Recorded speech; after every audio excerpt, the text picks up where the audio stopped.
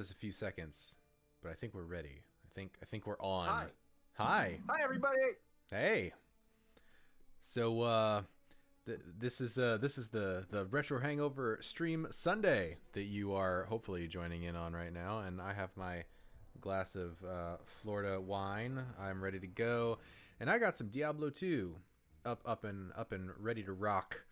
So this is great for me because this is like what I'd probably be doing anyways, just playing this game. So now I'm just streaming it. So it's a win-win for me. But I guess some quick notes before we get this thing truly going. You might notice I'm not playing on the stock Battle.net servers. This is in fact the Path of Diablo community server, which I highly recommend. So if you're into D2 and you haven't checked that out, I would go check it out. Makes a bunch of really great modifications and fixes to the game, and it is a thriving community server, so that's pretty awesome. As you might notice, I've kind of been playing a little bit. So I'm going to be starting with a fresh character tonight, though. So I've already got my Paladin right here. Yes, the Paladin. It's a knight that's just really into butter. But anyway, so we're gonna start with this Paladin here, and I guess you can let me know if the audio is too low. I cranked it up enough that I think it's okay. And we're just gonna jump right in. It's a little low, actually. Okay, you might give it a second. There's not a lot going on yet.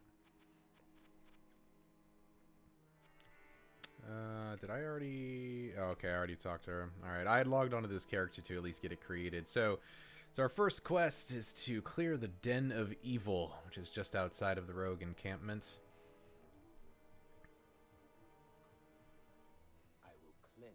I would turn it up a touch. Like you're just below where... Even with like the combat sounds and everything, because it's pretty loud in my headphones, but I can turn it up a little bit more if need be. It's just a little bit. Don't do it too much. You're like right below where it should be. All right, let me pop open the crank it up to like there. There. That should probably be good. Okay, that'll work.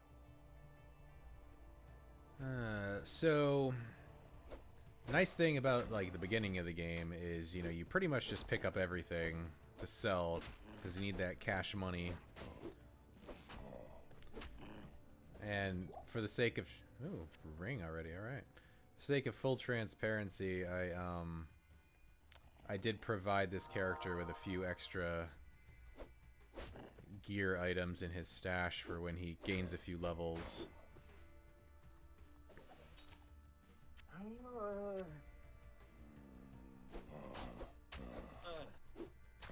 So Chris, how are you doing this fine evening? I am not doing terrible. I've been a fucking dog. She just wanted out. Now she gets back. But I'm doing... I'll let her wait because of that. But I've been doing fine. Interesting week. So, they told me I might be going to Chicago, and then I'm not going to Chicago. And then I got tested for COVID, and I don't have COVID. Oh, hey, that's good, yeah. Yeah, I mean, I'm gonna get it eventually. We all are. Yeah, that is true. We are in Florida, so now it's an inevitability. We're number one. And been playing a little bit of Final Fantasy V for the 4-job Fiesta. I'm excellent. Well into World 2, so that's good. Galoof has not met his fate yet, so. Well, that I don't know what that means because I've never played the game and I'm not that far yet. So. Well, I won't spoil it for you, but. Okay. Galoof meets a terrible fate. Wow, fantastic. Well, I mean, so did Link. So did Link. Link met a terrible fate too. That, you know what, you are absolutely right. Yes. So I've been doing that, and I'm addicted to Romancing Saga Re-Universe. which I'm you're still I'm, on that, huh? I'm still unsure how much longer I'm going to play it. It's very complicated, and I think I hit the wall Square Enix wanted me to hit. I think I'm at that. Yeah, that's the thing, man, is like it might be a great game or whatever, but there's so much that's just involved in those like mobile gacha RPGs that like I just don't have enough brain space to keep track of more than one. And like I'm so deep into Opera Omnia that I can't keep track of all of the like mechanics and details and, you know, tier lists and strategies for a whole other one of those. But I'm glad that you're enjoying it. Well, it's different. So if you don't like the Saga games, they're a very unique game. They're a refined version of Final Fantasy 2, not Okay. the United States version, like the actual Final Fantasy 2, the one everyone hates. Sure.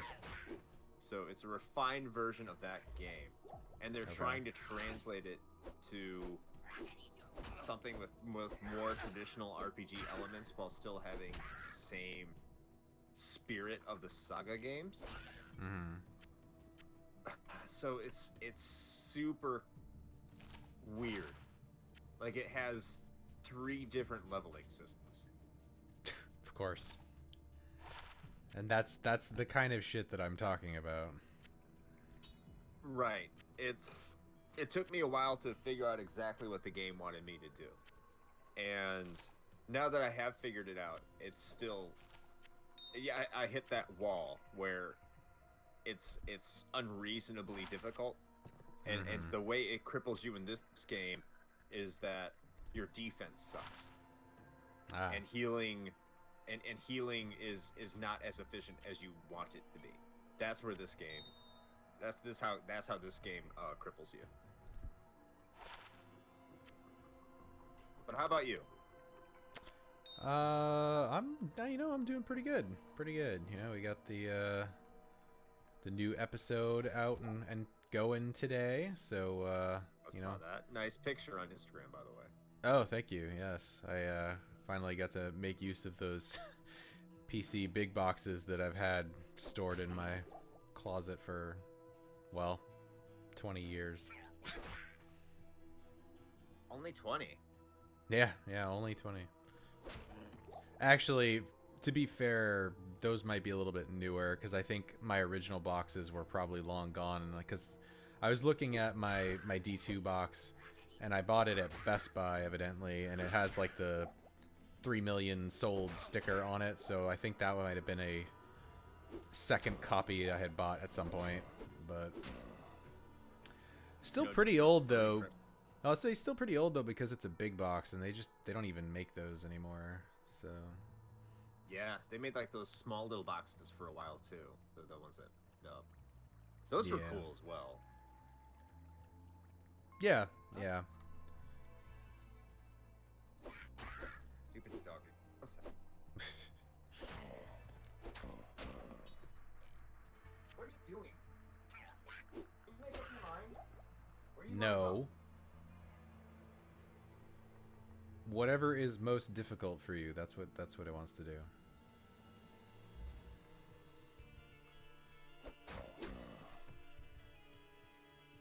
Alright, Flavy's over there, which means that the Den of Evil should be around here somewhere shortly.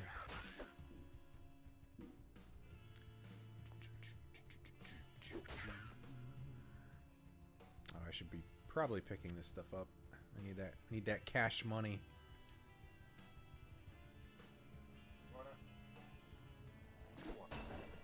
Hey. Level 3, yo.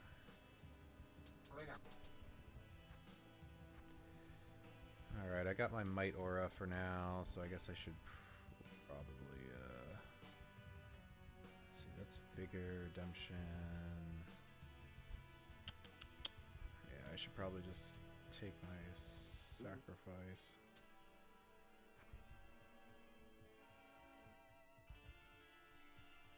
So I'm pretty sure this has to be on your skill bar for it to be active, right? Like if I swap this out, yeah, okay, that's what I thought.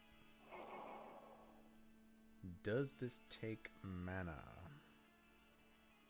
Percent damage to self, so it does not. Okay, it just damages yourself in the process. Got it. Warriors, warrior.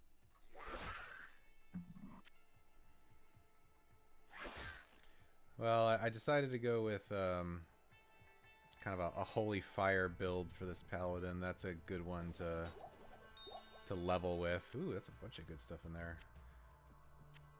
So I got my might aura for some increased damage. I just took sacrifice, which damages myself, but in return I do 150% weapon damage, plus I have better accuracy. So that's kind of my main attack, at least until I get charge. And then once I unlock Holy Fire, I basically just pump a bunch of points into that and do a shitload of Holy Fire damage to all the enemies around me. So the little circle, that's what's it called? Divine Might, you said? the might, yeah, might aura. Yeah. Might aura, and it just gets bigger and bigger as you power up more and more. Yeah, the radius, yeah. I mean, that's why I only really put 1 point into it, is because I don't need it to be much bigger, because that's basically just if you're playing with a party or whatever. I'm just gaining the 50% damage bonus from it just for putting a point into it, which is enough.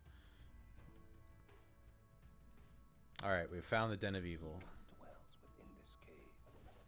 So now we gotta clear all these fools out of here. What did I just get? Where's that? I need to identify that. What you got? Is that fast? That's fast. +1 cold damage. Sure, I'll take that. And what about this here buckler? What do we got? Poison resist and better defense. I will also take that.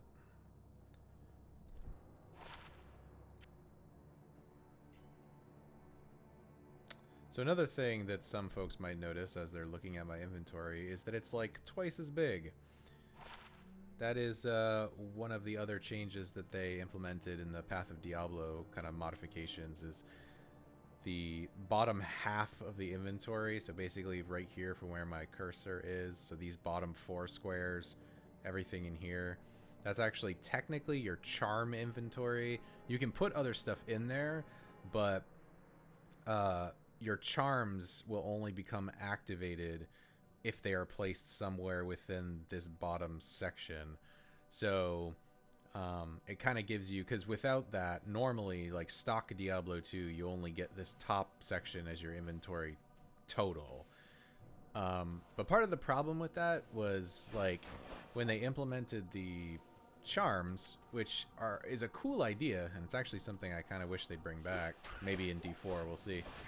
But you had such limited inventory space to begin with that then kind of expecting the player to just put a bunch of charms to keep in their inventory all the time for passive bonuses, you like quickly ran out of space. So kind of remedied that by basically giving you a dedicated area to put charms in,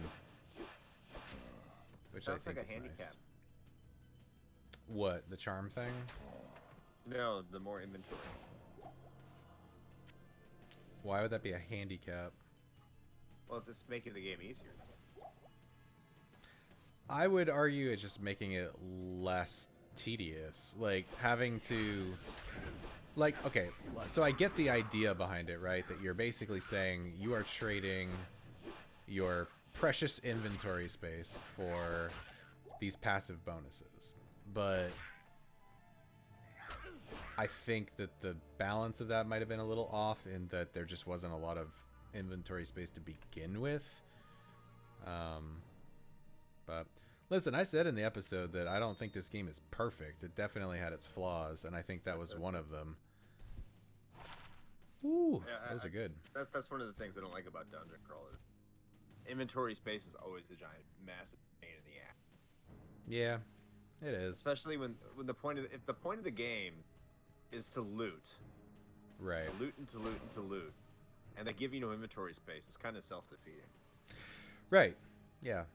No, I totally agree. That's why, like, I think I'm probably wrong, so I don't want to say too much, but I think like Path of Exiles did something similar, but it was like a separate inventory. And I know other action RPGs have kind of taken the charm idea and kind of put their own spin on it, but usually they give it like a dedicated space outside of the character's like item inventory, so it, you know, you don't run into this same issue. So I would like to see some sort of like charm system in D4, but with the caveat that they like give it its own like charm inventory or something. Maybe it'll be in Diablo Immortal. Could be. You never know. We haven't really heard anything more about that. You haven't heard much about anything, you know. Corona. Yeah. Well, that's true. Like everything just kind of stopped. Then it started, and then it stopped. Yep.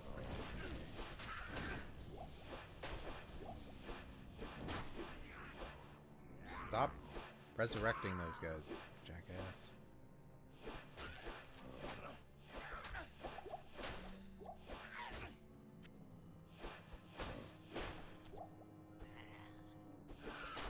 Limited run games got me again, because of course they did. Of course. And what did they get you with this time? The Blaster Master 0, 1, and 2 collector. Ah. And I have intentionally not bought many games for the past 3 or 4 weeks, so I could get that game. And then the same weekend they have an exclusive limited run of Metal Slug XX at the same time. You bastards! That's right. Give them all the money.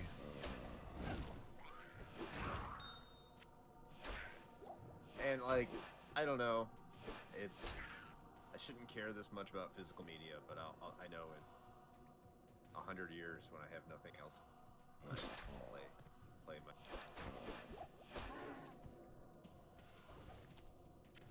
The good news is that my college class is going fine. Oh, that is good. I think I just need a B in order to get cum laude, but nice. not exactly something I care about. But if I get a B, I'm cum laude. I can't get summa cum laude or cum laude at this point. So the only thing I can really aim for is cum laude. I mean, like, but that's still good though. Yeah, I guess. With the schedule I've been doing, like one class at a time for over 2 years, and it's an online course, so I have more resources, so that's good. Right now I'm just trying to. The professor didn't really seem to like my idea of me talking about it's going to civil war as my research paper, so I had to do that. All right, we need to make our way back to town here. People in the class really liked the idea of the fact that the state's heading towards war, but the professor kept on trying to redirect my focus, and I'm like, I'm just gonna go something more basic. So I had my topic. And if any of you wondering why I'm bringing up America going to Civil War, I'm majoring in political science. Yes. So it's a political science topic. I'm not trying to get political on this stream. I think we have lightly gotten political before. I try to avoid it. But I am a political science major, so I can't help it. I really don't want to shove my political views down your throat. That's not my desire. But that is my area of study for the time being. So after I graduate, I can turn off all my political shit, hopefully, which probably, but I can do that, and then I could probably feel much better about my mental health. Because things are just crazy right now. Yeah. I know Shane would like going to the bars a lot more with me once my political degree is taken care of. What? No, I mean, I love talking about politics. What do you mean? Yeah, so. I don't know, I do love talking politics, but I understand not everyone does. What do I? Let's see. So I guess I'm just gonna hang on to my points until I get to what I want next, which is where's that bad boy at? Right there. So level 6. All right, I can do that. The news to Shane is we won't be going to the bars anytime. There's always that. Well, yeah, that's the other thing. I guess that's the good news. Yeah, yeah. I mean, like, I sure am saving a lot of money. Like, I guess that's good, right? You can spend it on limited run games. I could do that. Yes, you're right. The other thing too is that the Navy effectively grounded everybody. Yeah, I heard about that. My buddy Dan Connerton said that the other day. He was just like, "Yeah, I'm down for playing whatever like online because I was just told to basically stay at fucking home." Oh, I used to work for Dan. Yeah, I know. We've had this conversation before. I know. Yeah, I mentioned it to him too a little while back, and he was like, "Oh shit, I know that guy." I'm like, "Yeah, I kind of figured you probably did." Yeah. Pretty cool dude. What do you play like D&D with him? Yeah. My duty here is done. I might need to find out what day you do that, and I can hang out with Dan again for old time's sake. It's been like 12 years, 11 years since I last saw him. What's that? Alright, so I feel like I could town portal back, or I could just like go here and find the waypoint. I think I'm just gonna do that. I have noticed you are playing it on normal. Are you okay? That's pretty hard. No, I think I'll probably manage.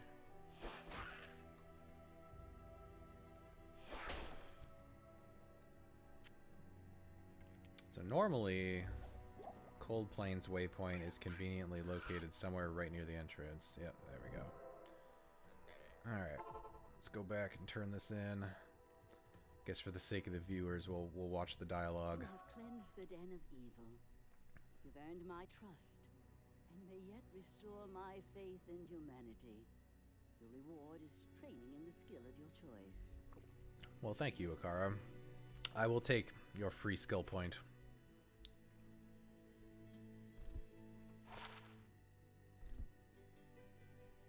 I see no one's flocking here tonight. We don't even have Lyle.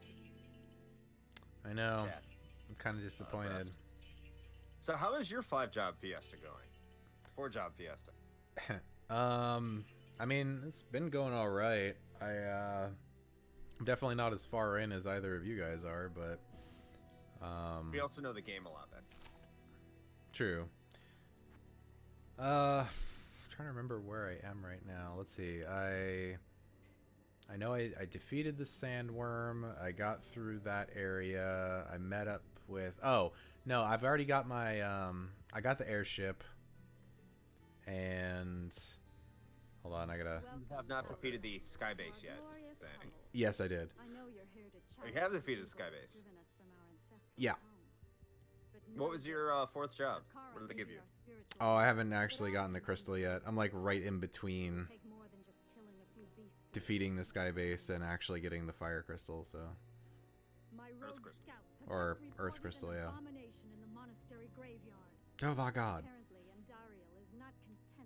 From that one you want, they're all good. I wouldn't say ironically, but coincidentally enough, Dragoon is probably the one you don't want to pull for that. So, probably again.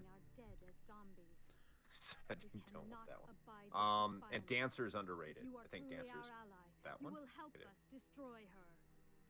But, you know, it's funny, like, it's actually been so long that I've actually listened to the entirety of, like, the dialogue for these quest things. I've forgotten how some of it goes. Yeah, so I'm, like, really close, I think, to getting my last job from the Earth Crystal and all that. I just haven't done it yet. Yeah, so it's Samurai, Dragoon, Dancer, and Chemist. You want... like...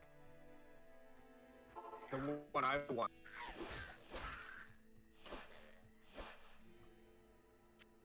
I heard like part of This that. You chemist kind game. of broke up. What did you say? The one you wanted was what? The best, my favorite job out of the jobs is probably chemist. But Okay. like you need a fact for why that. Great. It's one of those because they have the command mix. So for mix, like you get some items you have no idea what to do with, like some of them are like the turtle shells or dark matter or items like that. You might be thinking like, what the hell do I do with these things? So they're items for the command mix. And so what mix can do is it can like increase like your levels or your strength, or do weird things to the enemy and give you boosts and bonuses based off these items that they. And it's pretty cool. It's one of those game-breaking jobs, much along the line of Blue Mage and Samurai. So what I'm hearing is that if I got Samurai, I'd probably be doing okay. Samurai has an automatic win button. Fantastic. That's the Zeniage, or the Zeni toss, or the heel toss. Yeah, so I've been doing all right with my mix of jobs. I mean, perhaps unsurprisingly, as soon as I got my second job unlock, the game became way less painful. Like, rolling with a party full of just white mages was rough. It's definitely not impossible, obviously, but it was rough. Right. Oh wow. I can imagine like. Well, you also didn't know how to put them in the back row either. Yeah, that would be the other thing. I figured that out way too late that I could change their position, and I definitely did not do that entire time. I was playing on hard mode, I guess. But it taught you the ins and the outs of the game. You probably gained a lot of AP and close to that. Yeah. So now I've got my, let's see, what do I got? I got White Mage, got my Ninja, who, like, wrecks face, and then, my 2 Red Mages. So we'll see what my last roll ends up being.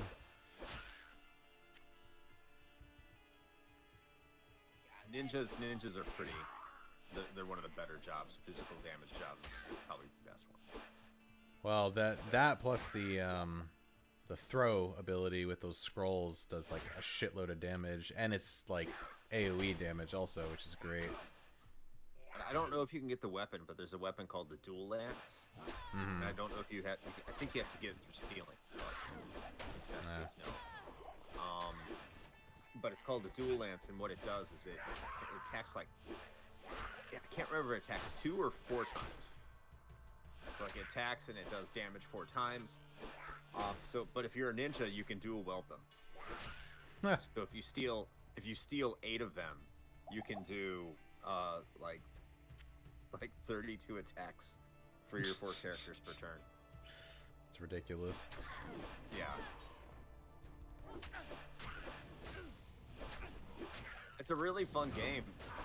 You should, after this, you should probably try going through it without being, limited and seeing what jobs you like and how to.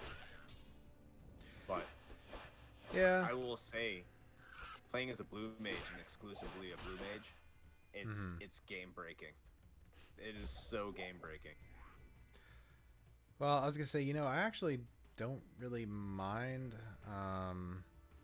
like the restriction, and I actually kind of like it for my first playthrough because I don't end up with like that decision paralysis of like, oh, I've got like 12 jobs, I have no idea what I should use. Like, it's just, this is what you need to use and that's it. So in a way, for me, it's actually been kind of helpful.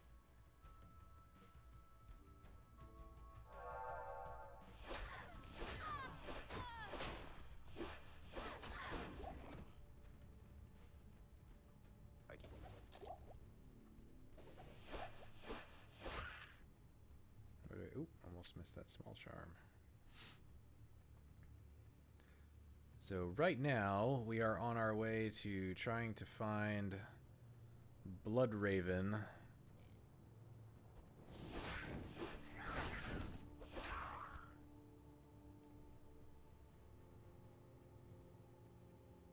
And what level am I for? I got like 2 levels till I start using my sweet holy fire spell, or ability rather.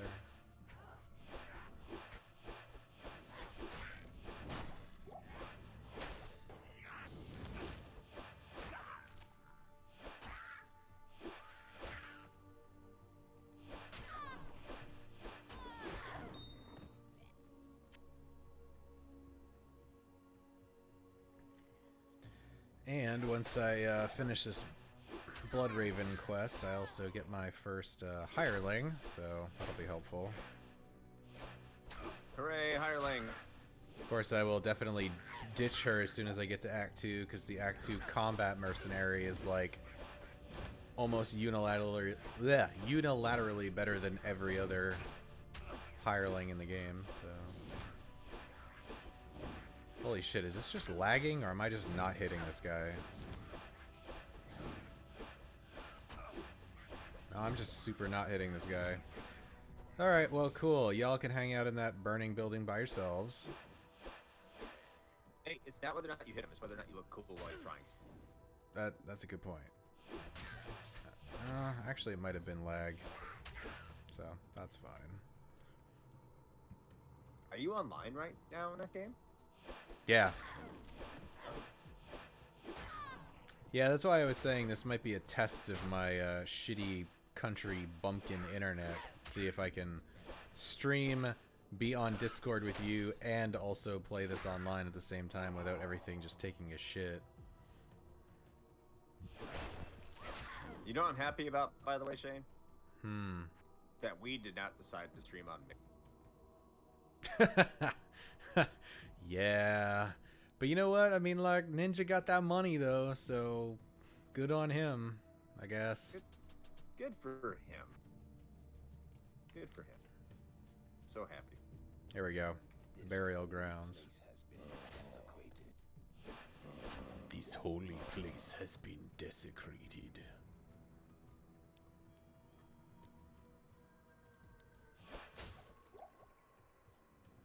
Alright, where are you at? There she is. My army will destroy you. Not if I kill you first, woman. Get back here.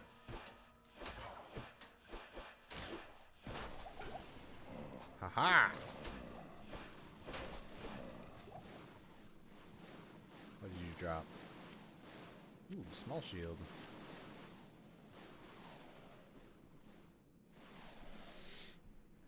Alright, we gotta return to town for my hireling. Sisters. Hey, did you, when you're thinking about being a freelancer, we can go to freelancer whenever we want before it's up to us, right? That is my understanding, yes. I can hardly believe that you've defeated Bloodraven. Well, I did, so She believe it, remains my lady. closest friend. Uh-huh. I pray that her tortured spirit remains banished forever. You have earned my respect, stranger. So what's the benefit of being online right now with Diablo There's several of my version? best warriors at your disposal. Well, I mean, technically, I guess the benefit is, like, whatever I do and items I find and stuff, I can trade with other people, which is definitely a plus. So with Path of Diablo, I'm pretty sure there is no single player. Like, in order for this to function properly, like with the modifications they made and all that stuff, like, you have to play on their, like, community servers, so you have to be online. Okay. So that's part of it, but... Oh, I can't wait till I get Kane so I can stop having to identify my own shit. It is clear. Oh, wait, yes. Facing an evil difficult to comprehend. That's right. Let alone combat. I mean, I've been doing There is alright only one so far. Horizon sage, schooled in the most arcane history and lore, who could advise us. Hmm. His name is Deckard Cain. Ah, yes, Know Deckard his Cain. history And find him, my friend. That's Sean Know Connor. that he still lives. Yeah, it's basically the same voice. Ah, here we go. That's an important point right there, by the way. So after you finish the first quest in the game for the Den of Evil, this is something the Path of Diablo added. Part of the reward that you get, in addition to what Akara gives you anyway, which is like a free skill point, she now has this extra menu option for reset stat and skill points. That is not unlimited, however. You only get it once per difficulty for completing that quest. So that means for one character, you can completely reset all of your stats and skills 3 times. So, which is better than nothing, which is what you got normally. Yeah, that would be terrible. I will use that. You have to think like the entire skill tree was still a very foreign thing back in 1000. Yeah. Very, Definitely. it was like everyone takes that for granted. We kind of talked about that in the episode about just how innovative the skill tree was. There really wasn't a skill tree prior to Diablo 2, at least how we know it. Right.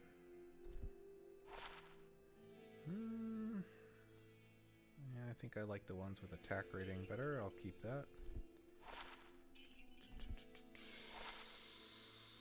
That's 2 to 6. Have you played any of the Might and Magic games? I feel like I have. I couldn't tell you like which ones. I'll swap that out.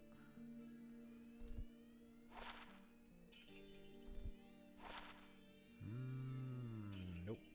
And normally I don't hang on to grand charms because they take up way too much space, but we'll keep them for the time being, I guess. Alright, let's fill that up. Those are good, those are good. I need to buy some gear for my new hireling. Who is my new hireling by Amplissa. Alright, Amplissa. I'm gonna need to give you some armor and a bow. What can you use? You got... So now you're saying in the original Diablo, you had to swap them out every single time. I'll put that to good use. Right. Went to a new region. Right. So hirelings were specific to the act that you were in. So like you would get like Amplissa here, for example, in Act 1 where I'm at. As soon as you finish that and you transition to Act 2, she would be gone and you would have to hire a new hireling from whoever the dude is. I think it starts with a G. But anyway, from that guy in Act 2. And then the same thing for each of the 4 acts in the game. Whereas with this, they just kind of come with you and you can swap them out whenever you want. And of course, the added benefit of this bad boy right here, which is the inventory screen for your hireling, which allows you to equip not everything that you can wear, but you get a helmet, armor, and a weapon. So Good to see you. I gotta hook her Do up they with some have stuff. permadeath, or can you revive them if they die? No, you can revive them. It costs gold, but you just go back to the NPC that you hire them from, and there's an option to just resurrect them. Okay. So Starting to ring a few bells. actually, I'm gonna buy this for myself because it's better than what I got, and I'm gonna give you my fucking hand-me-down armor, and you will like it. Yeah, sure, we'll take that. I will say I like the companion a lot more. I'll put Torchlight. that to good use. I'll put that to Where you good get to use. choose the cat or the dog. Oh, yeah.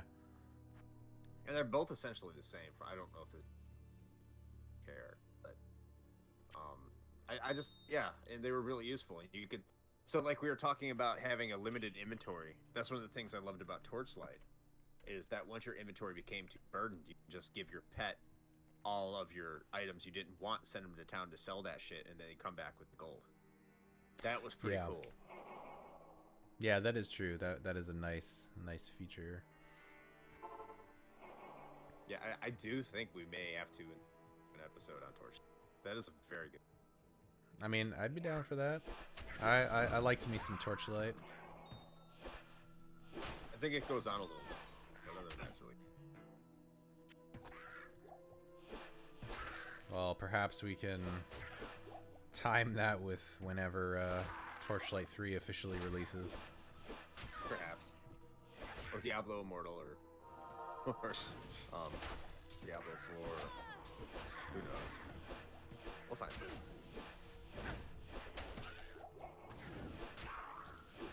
say I'm really excited about recording our next episode. Again, like I said this last week, but really excited about recording.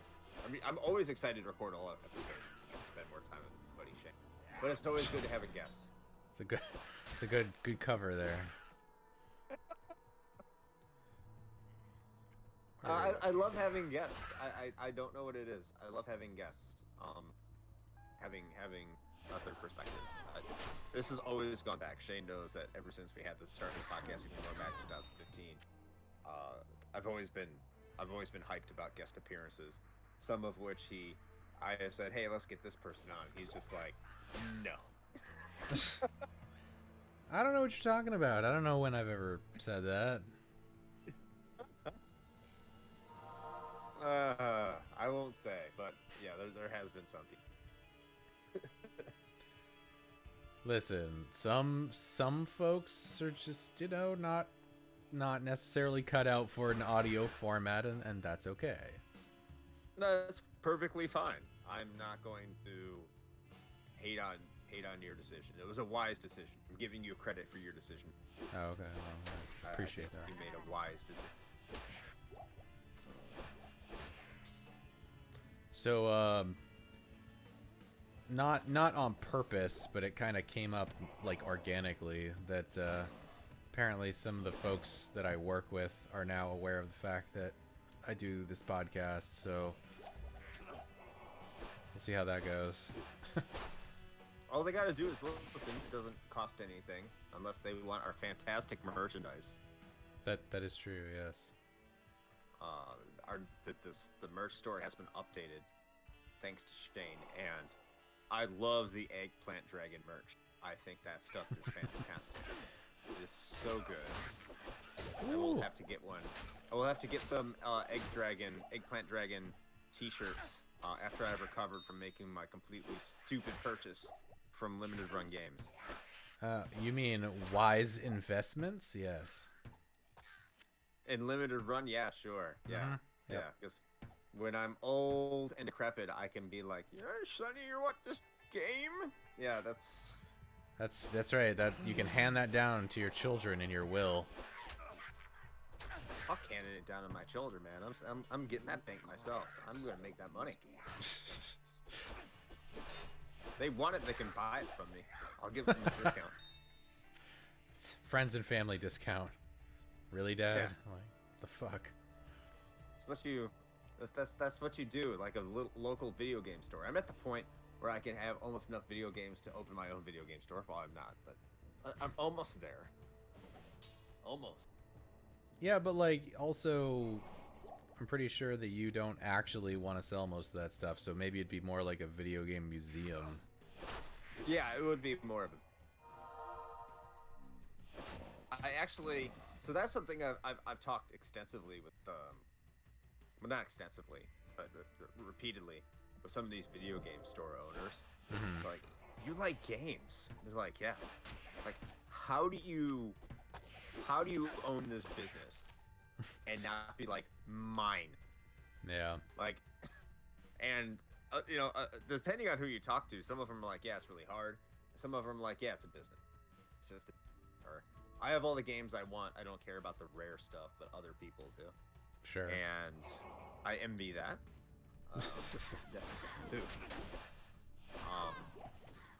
But they're just like, yeah, here's all this cool stuff, and I'm just like, I want all of this stuff. Good. Like, everything brings back memory.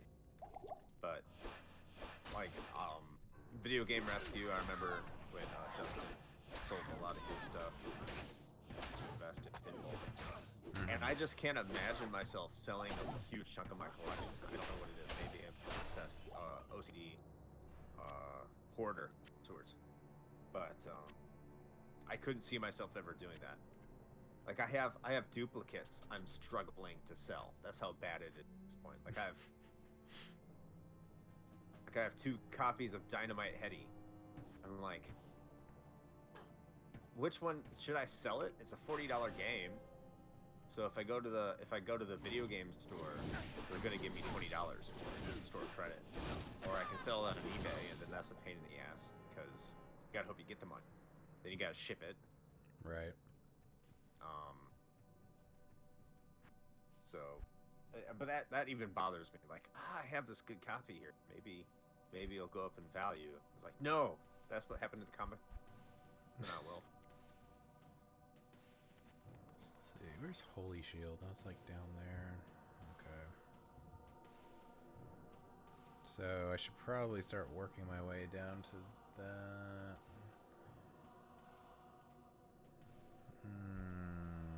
Salvation Aura is like way down here. That's at level 30. Yeah, okay. Sure. Let's put some prereq points in those. I can't use it in my other thing right now anyway. Alright, cool. So I've got my Holy Fire Aura now.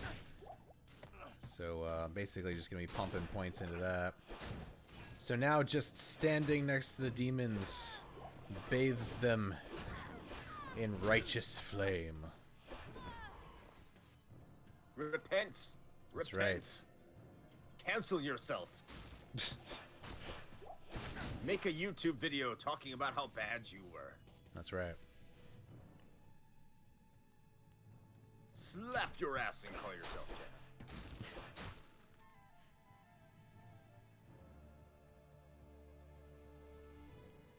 Alright, so I can't remember, does that, I don't think I need to go there. I think it's just a direct passage to the Dark Wood. So, keeping everybody up to speed, what I'm on right now is I need to go through this underground passage that I'm in now to the Dark Wood, searching for the fabled Tree of Inifis to recover a scroll that is going to tell me the exact order to activate the Cairn Stones that will allow me... Stones? Yes, the I would like to speak to a manager stones. Yes! Yeah. So that I can travel to the village of Tristram, which you might remember from the first game, and rescue Deckard Cain. I mean, for plot reasons, but also just so that he can hang out in town and identify my shit. This is where you get the peg leg, right? Dude's peg leg? Yep. Wirt's leg. Wart's leg. Oh shit. Server is gonna restart in 8 minutes. I guess I gotta swap to a different one. Yikes. That's fine.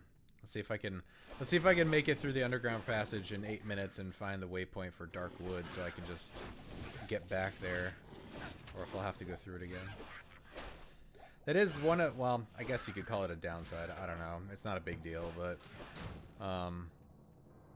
Path of Diablo has actually something like almost 30 different like community servers, and they restart fairly frequently, mostly just to make sure that they're, you know, still running okay and everything, because this is at the end of the day a purely community funded sort of project. But I think typically the restart cycle for most of the servers is about 2 hours, every 2 hours or so. So I guess you got to keep that in mind if you're doing like a extended play session. Oh shit, yeah. Thank you, RN Jesus. That doesn't happen that often. That waypoint was right at the entrance. Alright, no, I don't want to talk to you, Kasia. Get away. Good evening. Alright, let's sell my shit real quick and then we'll swap to a server that's not about to restart. What do I got? 10? Yeah, sure. By the way, we don't anticipate getting any text messages telling us we're permanently banned. So if you're coming to us for that, at least yet. I feel like that's a reference to something, but I don't recall what it is. Yeah, so there's a popular streamer called Dr. Disrespect. Ah, right. Yeah. He's been permanently banned from Twitch, and no one knows why. Like, it hasn't come out yet. It's fucking weird. Yes. And it was just like, I don't watch Dr. Disrespect, but internet culture is like the weird new tabloids of the generation. So, I suppose that's true. like, I'm interested in the gossip. Oh, what did he do? You know, know. I want to know. It's kind of pathetic when I think about it, but I love wallowing in misery because that's all you can really do. It's 2020. That's where we are. That is true. That's all we've got. All we got.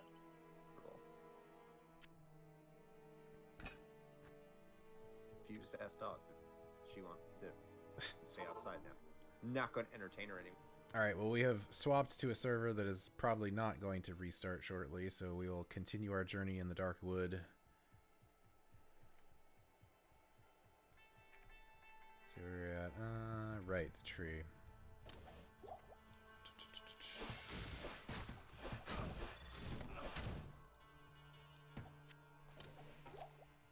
Ooh, a rare club. It's probably better than what I got. Hell yeah, look at all those modifiers. I will fucking take that. At least until I start using the other shit I have in my stash. That's right, get wrecked, bitches. Look at all that holy fire damage.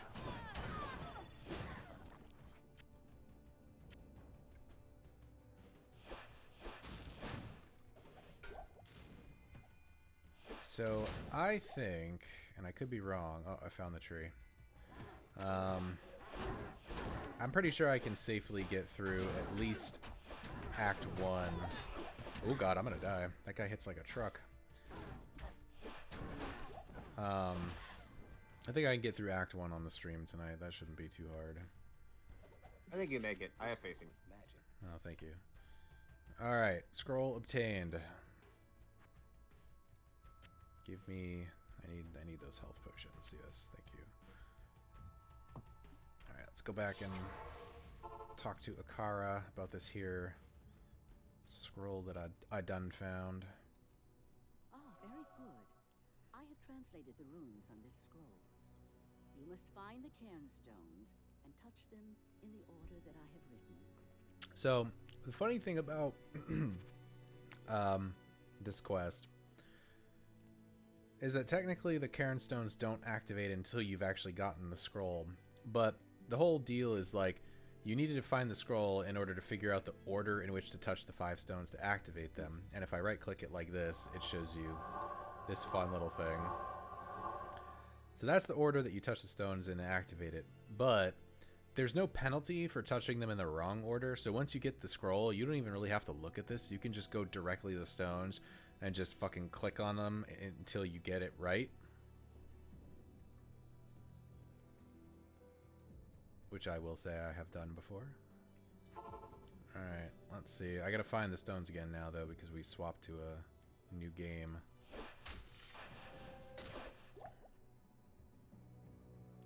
Because the maps are randomized every time you play.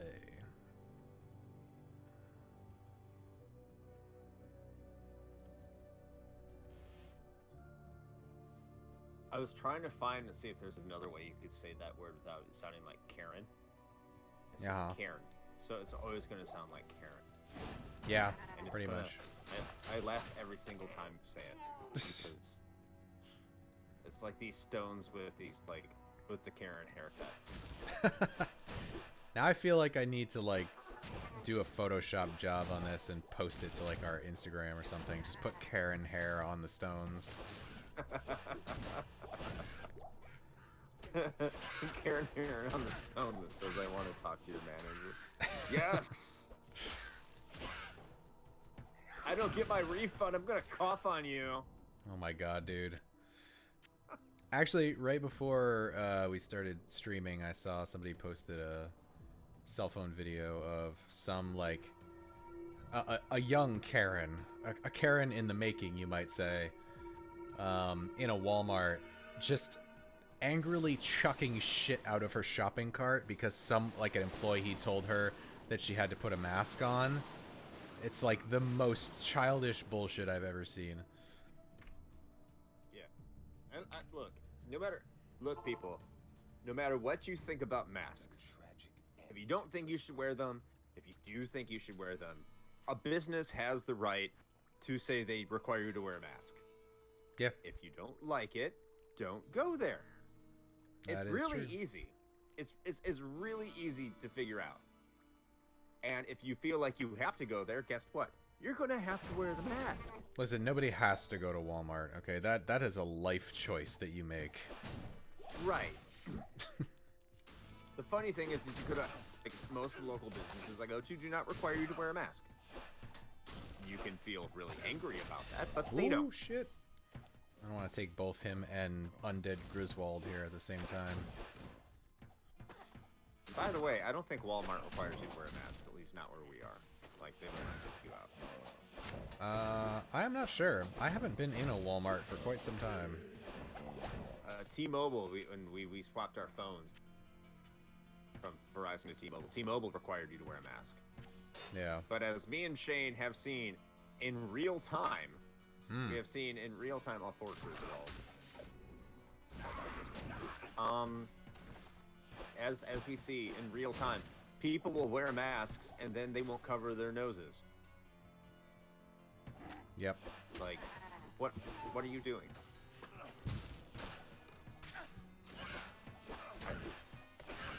I hate this year. I hate people.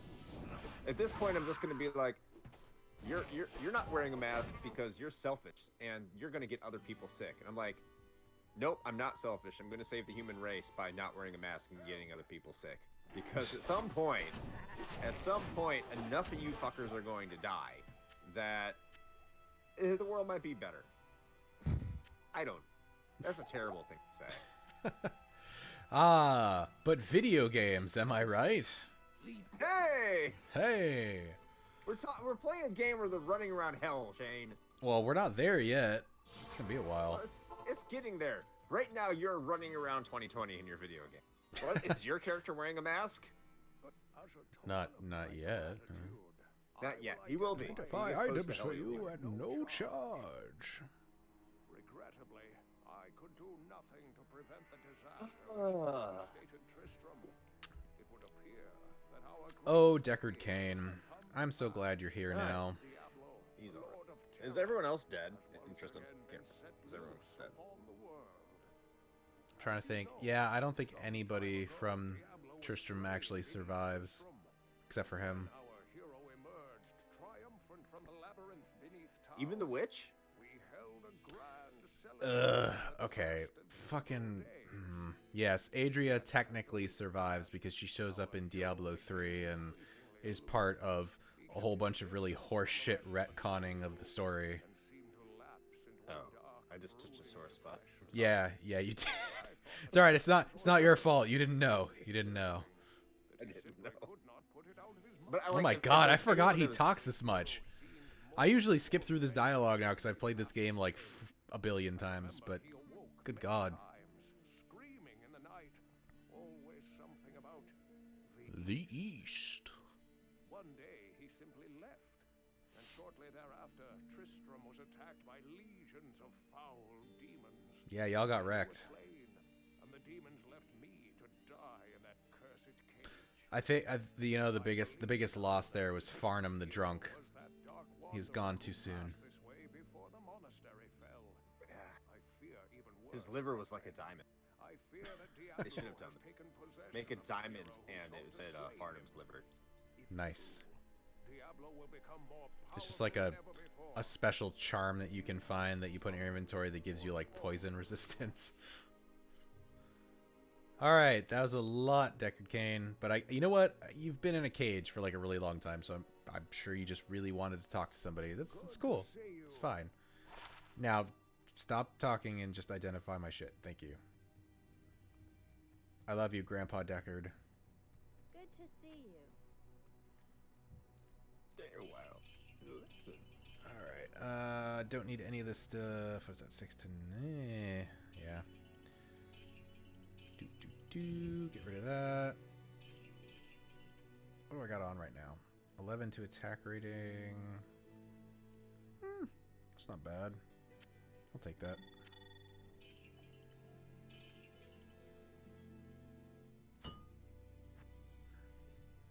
Level am I at now? 7. I need 2 more levels to start using my boots.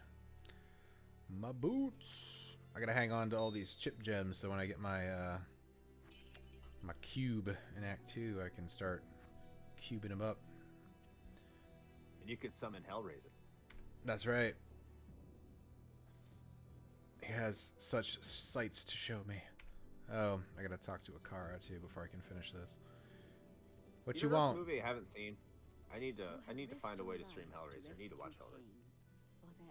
Hellraiser's a good one. You must seek his counsel. I've heard. 1 and 2 are pretty good. Everything after that is debatable. Isn't that pretty much every horror series ever? Yeah, more or less, yeah. Sure, I'll swap that out. That's got better attack rating on it. Alright, so next order of business is the tower, I do believe. Is anybody going to talk to me about it? Can't remember if Charcy gives me her quest now or not. Yeah, she does. When I fled the monastery, I left behind the Herodric Malice, my enchanted smithing hammer. If you can retrieve it for me, I'll use its magic to strengthen your equipment. Well, alright. I mean, that sounds like a fair trade.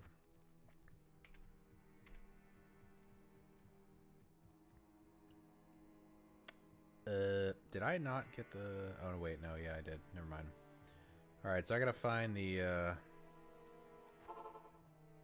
Black Marsh out past the Dark Wood here.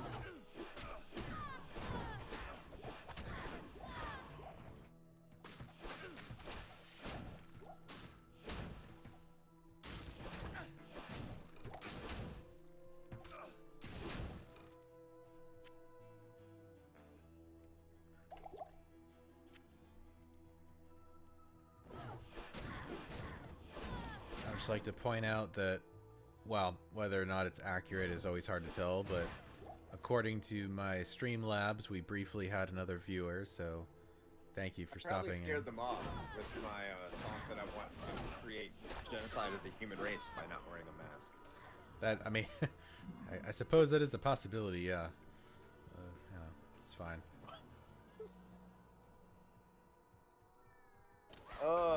I don't really want to do that, by the way. No, it's I mean, I don't know, man. It's on record now, so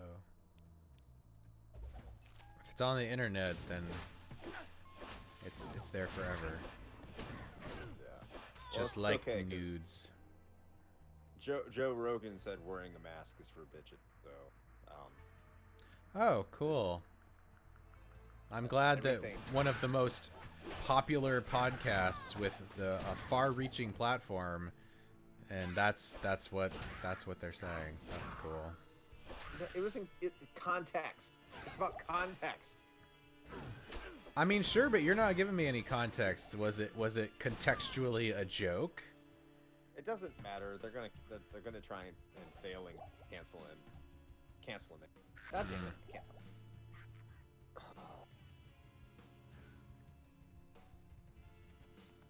Wait a minute, that's not where I want to go. Need to find the frickin' passageway to the next area here.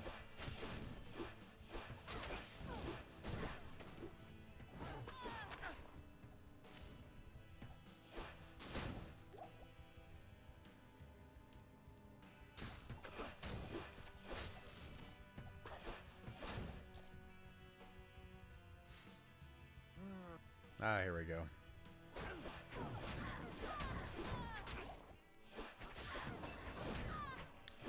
Ooh, and that level.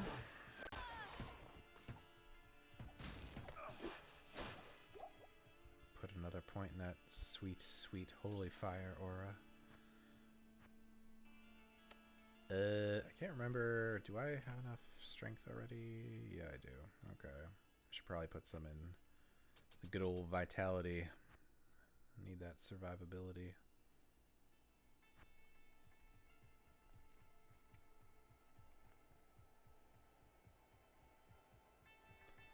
Oh, the Black Marsh. Ooh, that guy hits pretty hard. Jesus. Is it a boss character or just... Yeah, that's those like random Oh, shit. roaming Yeah. packs of elites.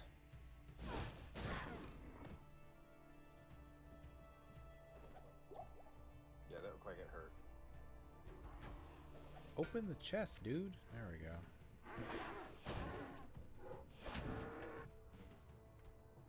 Is this the haha waypoint? Fantastic. Oh, speaking of waypoints, I didn't tell this story on the podcast because we had so much to talk about with this anyway that I knew I wasn't gonna fit it all in. But I have this fun little anecdotal story about how I definitely played this game too much.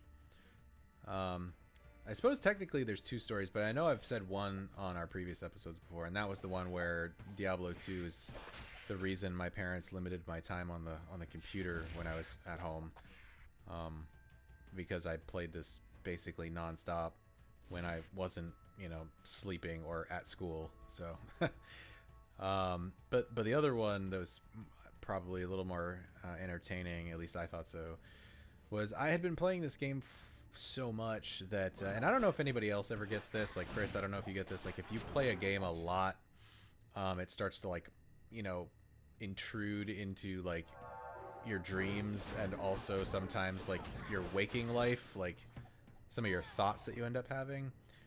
And so I was playing Diablo time, but yes. Yeah, so I've been playing Diablo 2 a lot, and I remember being in the car with my parents, and we were going out for like errands or something, and I distinctly remember thinking when we arrived at like the grocery store, my first like instinctual thought was, man, we better make sure we find the waypoint here so we can get back later. And I was like, holy fuck, I might be playing this game a little too much. The last time I had that with a game, really had that with a game, was World of Warcraft. Yeah, I could see that. Yeah. And I did not play World of Warcraft long, but when that happened to me with World of Warcraft is the moment I decided I'm going to stop playing World of Warcraft. Yeah, you know, that was probably a smart and very healthy decision, Chris. It's not what I did, but good on you. All right, we found the tower. The first game that really put me in that position was Final Fantasy Tactics. Okay. Yeah, if we could like hit these guys, that'd be great, because they're doing a bunch of damage. There we go.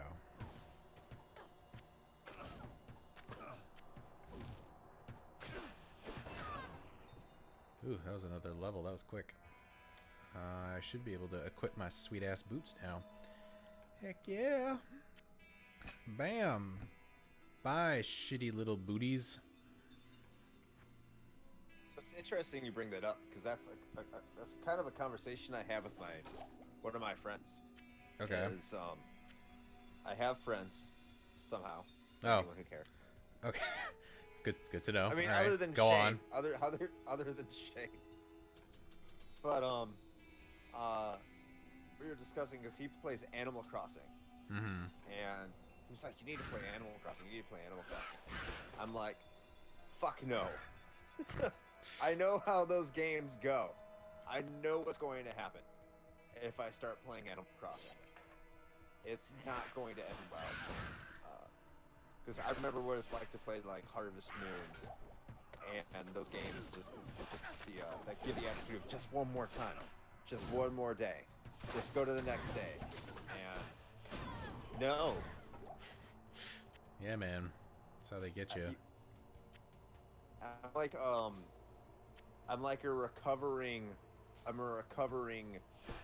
addict of whatever genre of game that is. I know Farm Simulator, like Person Simulator. I don't know. Yeah, that's a good question. I don't know what you would categorize that as. Yeah, it's like if you're really addicted to Smack and you know Smack is bad for you, and you've been off Smack for a long time, and someone's like, you know what, Smack is great. You know Smack is. You're not gonna go back to the Smack. Just not gonna happen. I mean, at least you know probably not.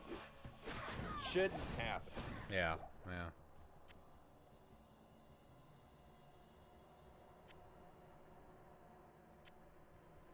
I mean, that's, Man, oh wait, shit! Did my fucking hireling got murked? I didn't even notice that. Yes? Yes, resurrect that poor girl. Good evening. All right, let's see. I should probably. Can I equip some stuff? I should probably equip you some better shit too. Yeah, there you go. Get some enhanced defense all up in that. I'll take that. You can use that. There you go. You're welcome. See, if this was a Japanese developed game, you could date your hireling.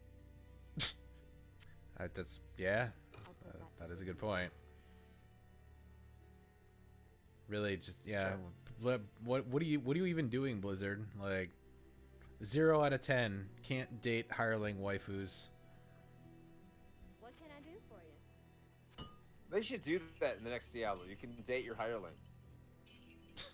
God. Make a mod. Who's ever listening to this and is to the modding community, maybe it's already been done. You know, Rule 34. I get it. Yeah, But sure. which has nothing to do with modding. Kind of. Well, yeah, that depends. So it's like, make a version of Diablo 2 with dating sim elements with your hireling. You gotta do it. You have to make it equal opportunity across the board. Do you get male hirelings? I can't remember. Yeah. Yeah. Okay. Actually, let me think for a second. Actually, the only female hirelings are the rogues in Act 1. All the other ones are male, so. Okay. So there you go. Just dating sim elements for all your hirelings. You can Dragon Age the shit and make it work. There you go. Let's make it happen.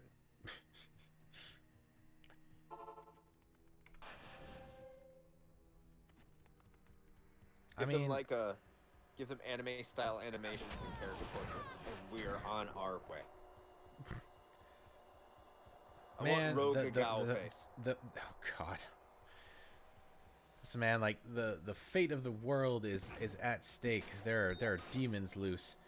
You expect people to have time for the dating? I've watched Army of Darkness. It's true. Touche. That's all Diablo really is.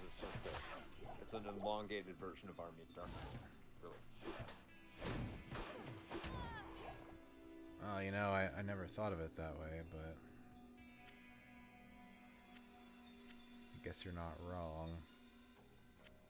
I'm technically right. Which is the best kind of right. Exactly.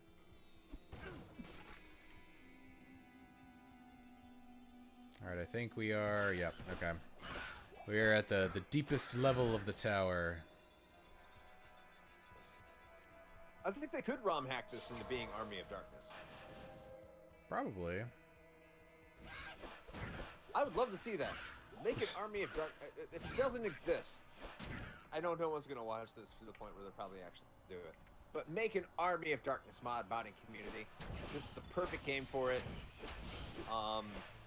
It could happen. You could make this work. It would be perfect. And every single character class is Bruce Campbell, and it'd be big head mode, so you could tell it's Bruce Campbell. Like, this needs to happen. I mean, actually, on a broader scale, it would actually be cool just to get like an Army of Darkness action RPG. I'd be down for that. Yeah. If they could do it for Record of Lotus War, they can do it for Army of Darkness. Die, woman. Alright. Oh, you dropped one rune for me. Cool. Gotta be like stingy about it and shit. I mean, South Park made a full-fledged RPG. South Park. 2, as a matter of fact.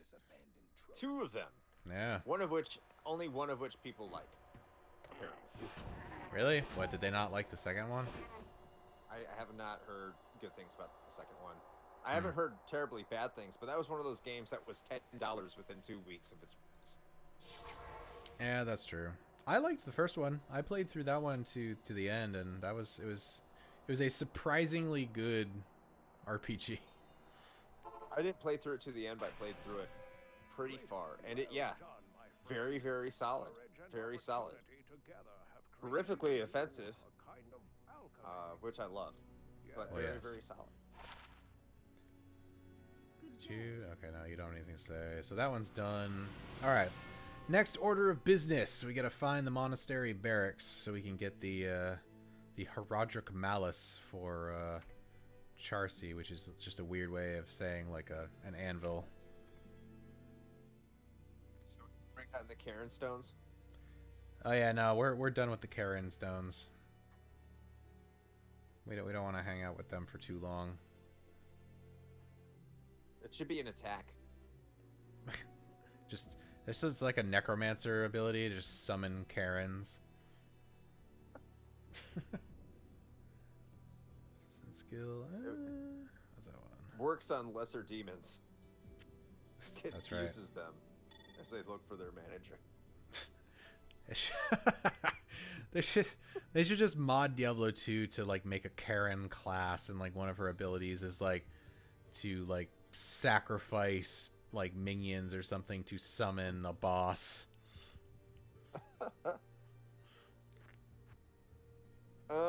They should make just a 2020 action RPG, and one of the classes would be like Karen.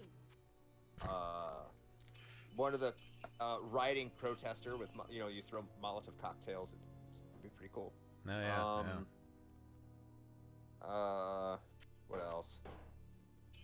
The enemies could be cops. Of course. It's 2020. I'm not trying to say anything good or bad about cops. Here I go again with my political shit. Just didn't take long. It's 2020, people. Just humor me, all right? Just not. I am not being serious at all. Mm-hmm. I'm not trying to go down this path. I'm just trying to be stupid, because I'm being very stupid. I think this could be really good. This could be a great year. The Murder Hornets would be an extra level, because we just kind of bypassed that. So there'd be a secret level. That is okay. So actually, that is something that is mildly concerning. The fact that those Murder Hornets just somehow disappeared and no one's talking about it now. Did they disappear, or we just forgot? Both, maybe. I don't know. I don't know. Like pretty soon, everyone's like COVID. All the COVID numbers go down, whenever that might happen, and then everyone's like, the real murderer behind all these cases was the Murder Hornets. They had COVID. They carried it. It was a plot by the Murder Hornets this whole time. Murder Hornets are from aliens. We can make this game, man. It'd be like Cthulhu Saves the World. We could do it. Turn action RPG. Use Diablo. We could do this. The 2020 action RPG. We have Karen. We have mass protester. What else could we do? What other classes? Ah, shit. What? I don't even know what else has gone on. I feel like this year has already been like 3 years. The Twitter. We need Twitter. Twitteristas. Ah, yes. There you go. They attack you with their cell phone. They cancel you to death. I feel like we should have like some e-thoughts in there somewhere. Yes. Would they be a character class or an enemy? I'm gonna go with enemy. A boss character. Yeah. Oh shit. What was the name of that one particular e-thought that just came back recently when everybody thought she was gone forever? Shit. I don't know that. Forgot her name now. Oh well. Oh, the Simp could be a character class. Yeah. Ooh, look at that. Oh, that is beautiful. My holy fire aura is like leveled up enough now that it like one-shots all of these little carver goblins. It's beautiful. You know what? The Murder Hornet would be a character class. You got to make the Murder Hornet a character class. We cannot forget the Murder Hornets of 2020. We have to. They're like Harambe. We can't forget them. I feel like there are a lot of like staunch Harambe supporters out there that might not agree with your comparison. You know, the world was going fine until we killed Harambe. I mean, I have a hard time arguing with that. Some people say the world was going fine until people started drinking seltzer beers, which is also not wrong. But if you really look at the timeline, ever since Harambe was killed, nothing has gone right. Nothing.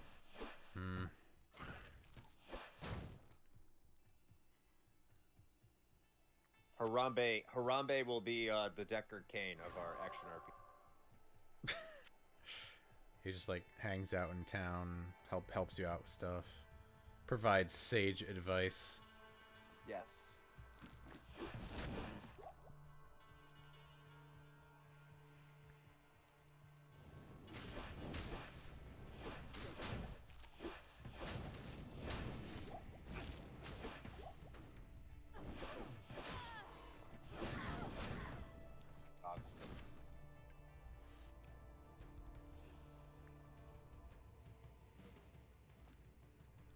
So there is no waypoint in the Tamo Highland, so I'm basically just trying to make my way to the monastery at this point.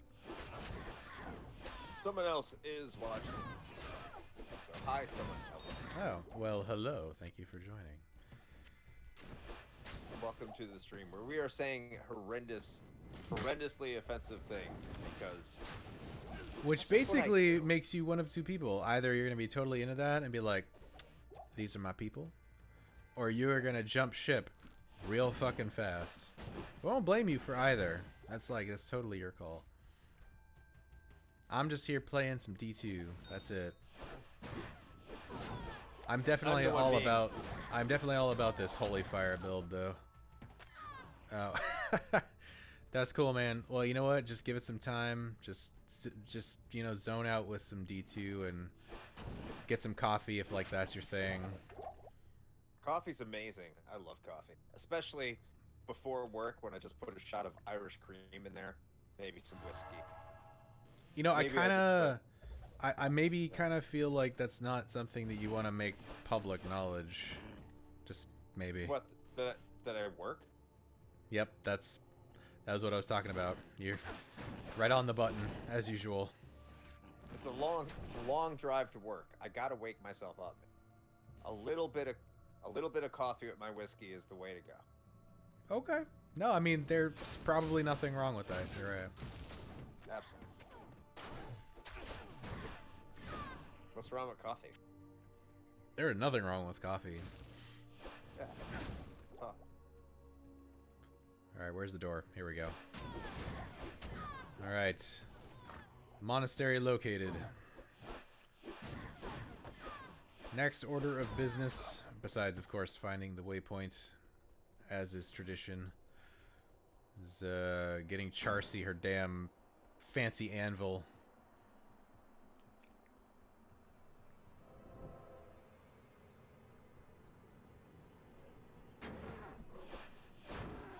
So I don't normally play paladins. They're not, I don't know, they've just never been one of my favored classes. I usually end up going with like a sorceress or a necromancer, usually. But I will say I'm kind of digging this Holy Fire leveling build. This is nice. It's like massive amounts of AoE damage, which I heartily approve of. This was the wrong direction to go.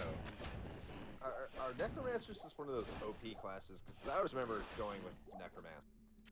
Mostly because they just like reviving the dead, but is it like a main class? I was gonna say, I don't know, yes, Tom, you're right, actually. Shit, you know what? That's a good point. You just brought that up. That was something that I was gonna swap over to this character before I started playing tonight, but hopefully we'll find one.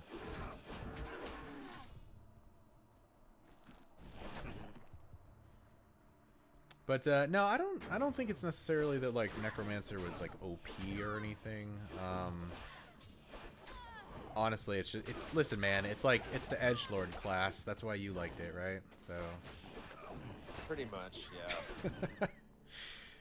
I mean, they are a lot of fun though. That's kind of the thing. It's like, especially if you just go with a good old summoner necro, then you just kind of. I told all my friends at Hot Topic that Necro best class. Yeah, I mean, I'm sure they probably didn't argue with you about that. And the funny thing is, you probably didn't even mention that you were talking about Diablo 2. They were just like, yeah. Necromancers are the best class. Yeah, man. Yeah. Here, buy this metal cross with a pentagram in it. Yeah, man. Cool. Yeah. It has a dragon head at the top. Yeah. That's true. I was gonna say something about like peruse our shitload of like pops, but that wouldn't have been a thing back then. No, it was just like, just really edgy, quasi-satanic jewelry that you would find at Hot Topic, with your giant pants and your shirt from Dragon Ball Z.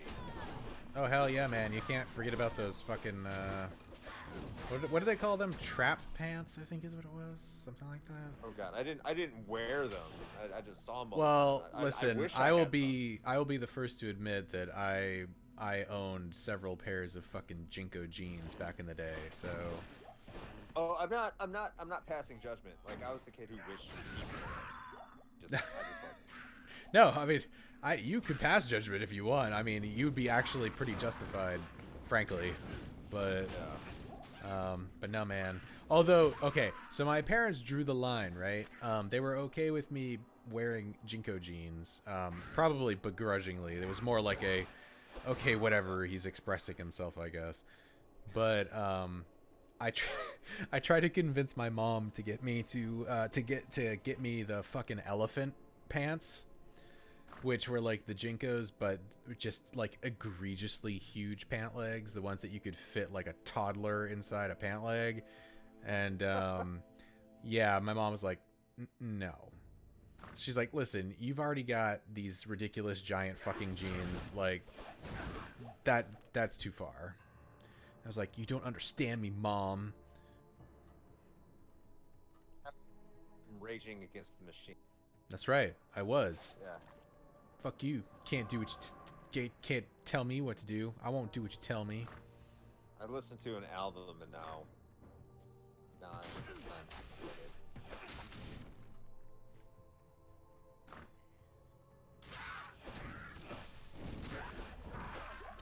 Let's go to Hot Topic and show the man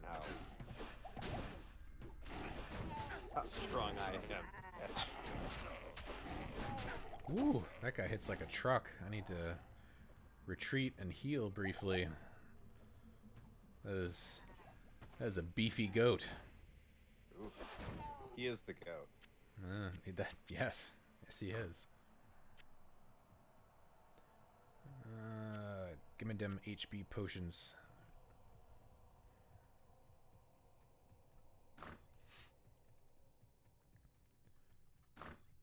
Right.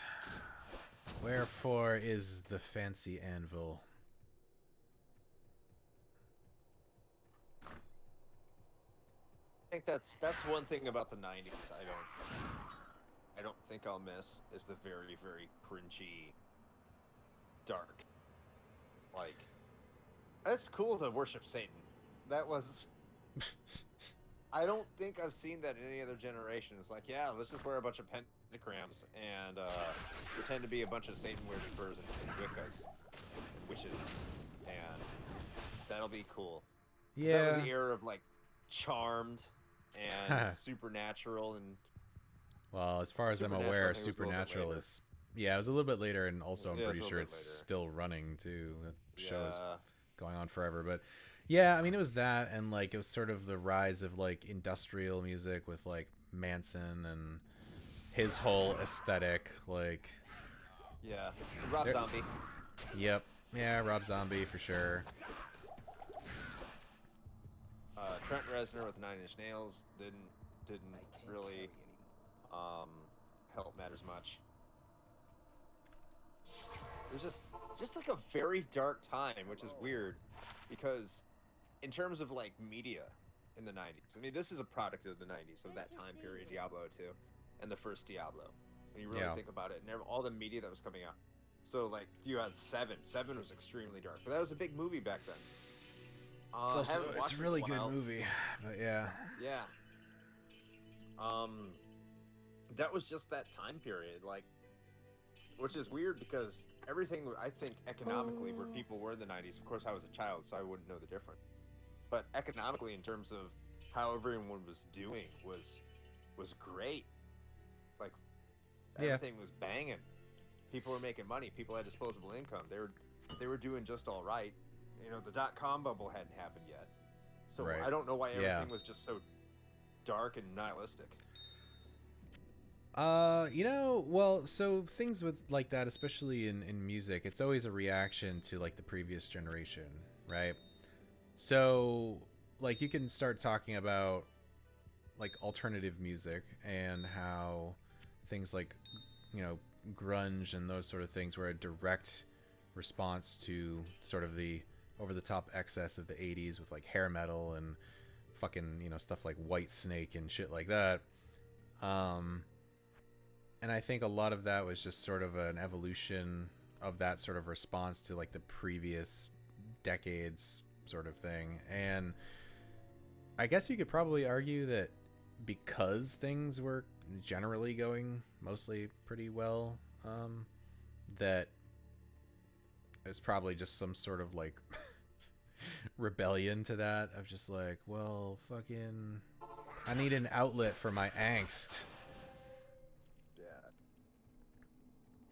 I mean, I was pretty deep into all of that anyway. Like, I was, at that time, I was like super into all of that stuff, like Korn and like Orgy and Limp Bizkit and Nine Inch Nails and all that. So, The Pride of Jacksonville and Biscuit.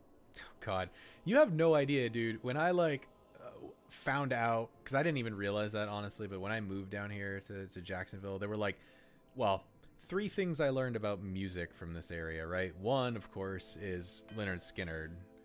Like, no one will let you forget that shit.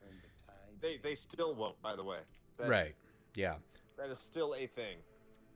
So that, the one that I actually liked is the fact, and this is probably a deep cut for most people, but like Evergreen Terrace is a metalcore band that I've loved since I was like graduating high school, and they are from here and they still are local to here actually. So I was actually super jazzed about that because I was able to see them put on a couple of shows here at some local venues, which is amazing for me. But then the other one, of course, was fucking Limp Bizkit. It's like, great. So that's one of Jacksonville's claim to fame is Fred Durst. All right. Didn't we also have Shinedown, the red jumpsuit apparatus? Yes, I actually wasn't sure about Shinedown, but yeah, red jumpsuit apparatus is from here too. I'm not sure about Shinedown either. I think Shine. What can I do for you? It was pretty top of the music scene back then. Yeah. Alright, so Charcy's Fancy Anvil has been returned, which means the only thing we have left to do now It is certain that we face the Demon Queen is do Yeah, that. Shinedown was out of Jax. who has corrupted the What whole sisterhood and good old defiled Kane their is telling us about ancestral monastery. right now.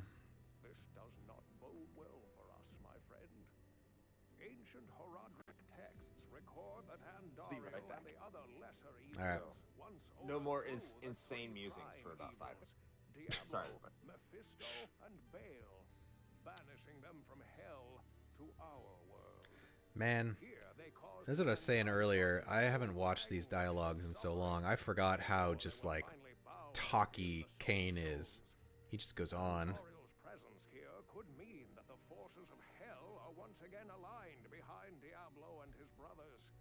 If this is true, then I fear for us all.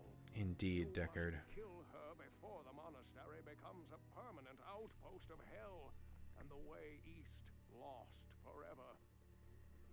Alright, well, I know what I gotta do then.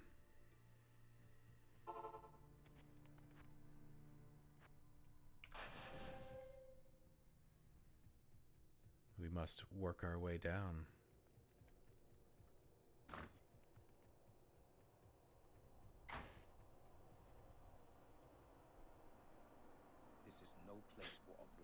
Yeah, Tom, that's a good point.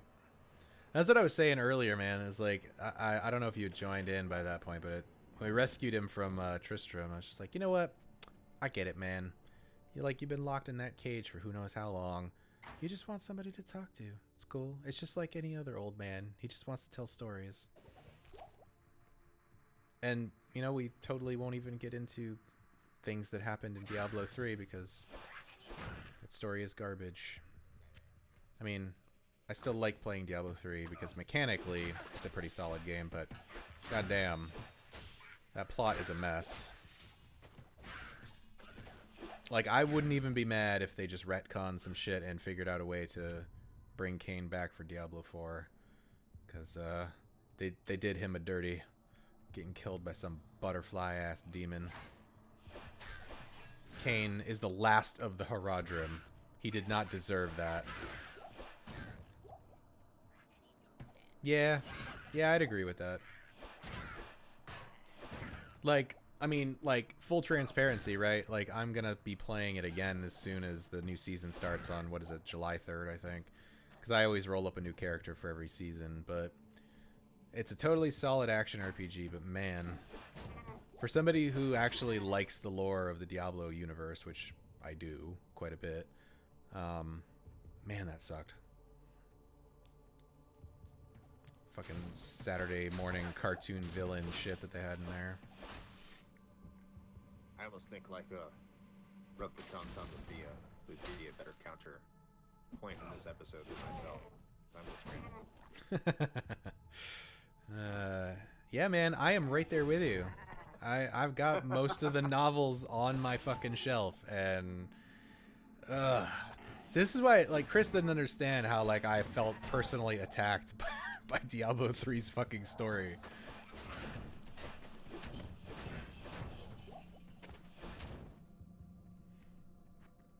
Well, now you know how everyone playing The Last of Us 3 feels. There you. Apparently, yeah. I haven't even played the first one, so the first one is worth a play. It's definitely worth a play. Yeah. I don't know about the second one. I haven't played it, but obviously I've heard mixed things. Well, I had saying that it was like getting review bombed or whatever, but I didn't know if that was just people being angry for no reason or if it was like justified. But to answer your question about both points, yes. That's okay. Yeah, that's probably fair.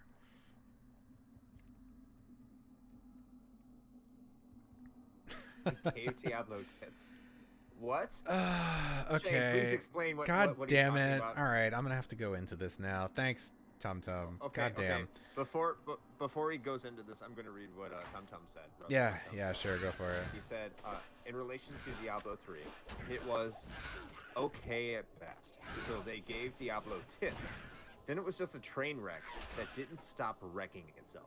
So well, Shane, what the fuck is he talking about? Well, before I even get to that, I would argue that it was a train wreck before we found that shit out anyway. But, you know, whatever. Potato. But, alright, so in the lore of the Diablo universe, if you've played, or you don't even have to, like, read the books or whatever. Like, you don't have to be a super nerd like me or Tum or whatever. But, like, if you've played the first two games, you know that Diablo enters the world of Sanctuary through basically possessing the body of a mortal. And in the first game, he does that with Albrecht, right? The king's son, King Laroc's son. And then at the end of that game, you as the hero, if you watch like the cutscene at the end, you take the stone, and we talked about this on our episode of this too. It's been a while back now, actually. And you look at it and you're like, okay, well, I guess the only thing I can do is shove this fucker into my forehead to try to contain Diablo in my body. Like, his essence is in the Soul Stone, and you can sort of strengthen the Soul Stone's power by containing it in your body, because you probably figure, like, well, I'm pretty strong. I'm stronger than your average mortal at this point, so I can probably contain this guy. which is like a totally noble endeavor, right? But obviously fails because then the hero of the first game becomes the Dark Wanderer in Diablo 2, and eventually gets completely taken over by Diablo and transforms into the physical manifestation of Diablo. In Diablo 3, Diablo ends up taking over the body of a chick that is... You gotta help me with this one, Tum Tum, because I actually blocked out most of the shit from Diablo 3 from my brain, mostly for my own sanity, but what the fuck is her name? It's like Kane's niece or something, right? I think that's what they said she was. You can keep me on track with that one. Yeah, Leia. There you go. Or Leah, whatever. He ends up taking over her body with some shit about like a black soul stone and a whole bunch of other garbage, and so the physical manifestation of Diablo that ends up occurring in D3 is a female Diablo because he took over a female's body. And as far as we've seen, that's the first time that's ever happened. And so you end up with Diablo tits, basically. Great. Uh-huh. It's on Diablo. The devil has breasts. Mm-hmm. I love it. I don't. Yeah. That was definitely one of those thanks, I hate it moments. Oh, here we go. In my fucking talking about this like plotline bullshit, I kind of started wandering. Yes, you. But that's fine. I found the waypoint, which is what I wanted. So this is what happens when I start talking about the plot of D3. It ruins everything. Shit! It's okay. Going the wrong way. I wander all the time when I talk. I should have gone to the other fucking... All right, I'm back on track now. It's fine. I'm back in the zone. I gotta stop talking about the D tits are distracting me. Just thinking about them, and it's just it's making you so happy. It's so bad, man. It's so bad, and like it's a whole bunch of like attempts at some fan service bullshit of like, oh look, it was fan service, all right. Well, yeah, well, I'm sure you could look up some Rule 34 female Diablo. I'm sure that's probably out there. Oh, no. But, nah, man, like... Wait. So Route the Tum Tum says, I mean, it wasn't bad till she started shooting laser beams and so on. Mm-hmm. Also known, he has a laughing face. AKA past Act 1 AKA past Act 1 was Garbo. So, did she shoot laser beams out of her tits?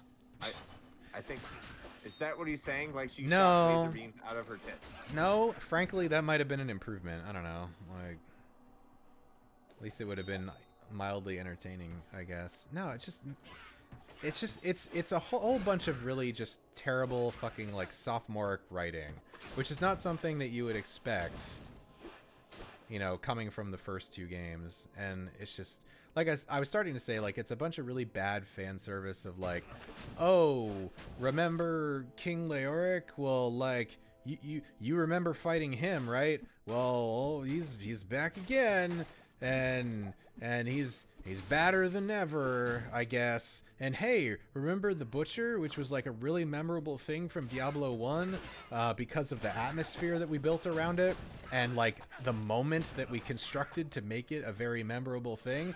Yeah, well, fuck that shit. Now he's in an arena and like he's back because reasons, like, and that's just the tip of the iceberg, man. It's awful.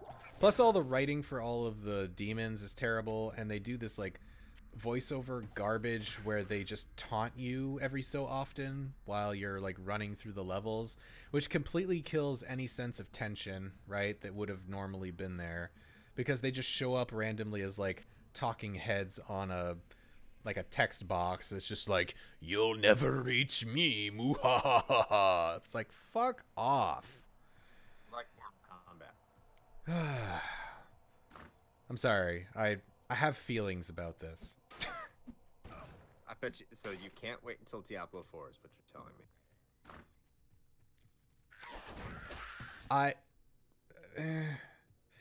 It's Stockholm syndrome, man. Like I'm like, I want D4 to be good. Like, my background on my computer right now is the fucking like concept art that they put out with like Lilith for Diablo 4. Cause I'm like, fuck yeah. Like I like that trailer, by the way, and that's always something that Blizzard's been really good at, is like cinematics. That's been their thing.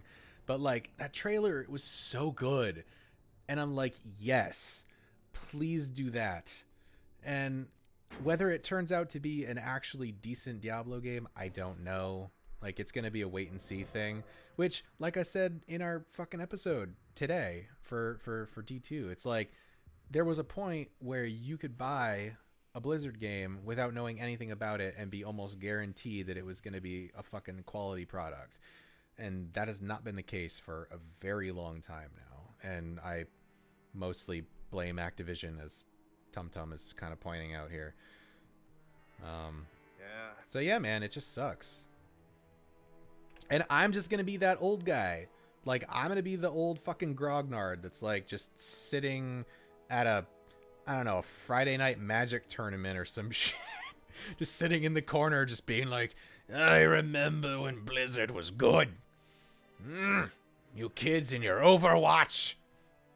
And their phones. That's right. Look at you, playing your Diablo Immortal on your iPhone 16. Good day. Yeah. Yeah. Oh, but it only costs 10 cents. Well, that's how they get you, man. You know, Huh. first hit's free, or discounted, I guess. Oh shit! I can use my snake cord now. Woo! By the way, this is why I love having people watch. Thank you, TumTum, because now I'm not rambling about depressing realities. We're talking on topic. No, we are rambling about depressing reality, Chris. We're rambling about how one of the greatest game series of all time has been shit on by the very company that created it. You either go out the fucking hero, or you live long enough to see yourself become Activision Blizzard.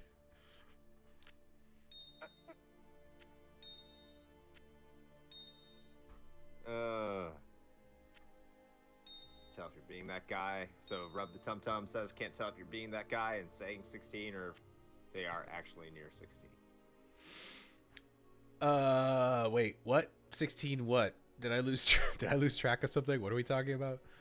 Things talk about the kids. About the kids. They actually are 16. I think they actually. What do you mean, Shane? Oh, well, I said iPhone. Oh, yeah. iPhone 16. Oh. No, they're. No. Well, actually, kind of, right? What's the most recent one? 11, right? iPhone 11, I think. It is 11. Yeah. So right, they're not that far it'll be off. like 12, 13 when it finally comes out. Yeah, I'm being hyperbolic. It's fine. Yes? Yeah, man. They probably will be playing Diablo Immortal on their iPhones. Yeah, they're up to 11, man. They're up to 11. By the way, I do love your name for Please tell me it's a for Three Twitch. Ninjas reference. Like, it's fine if it's not, but like, you get bonus points if it is. That's all I'm saying. I don't have a fucking. I need something socketed so I can use this splash jewel. All right. Anyway,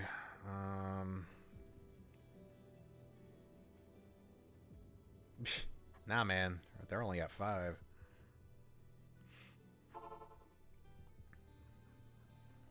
that thing too. I don't know. I don't know which one I'm gonna get next generation. It's gonna be Series X, PlayStation. I don't know yet. And the only reason is because if I can get a Series, yeah, 5 is a lot. It is.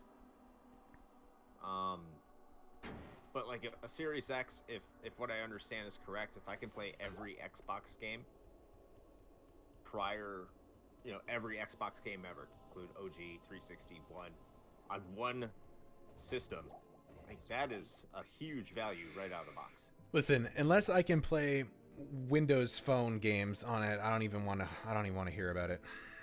They have Bejeweled on Xbox Live Arcade.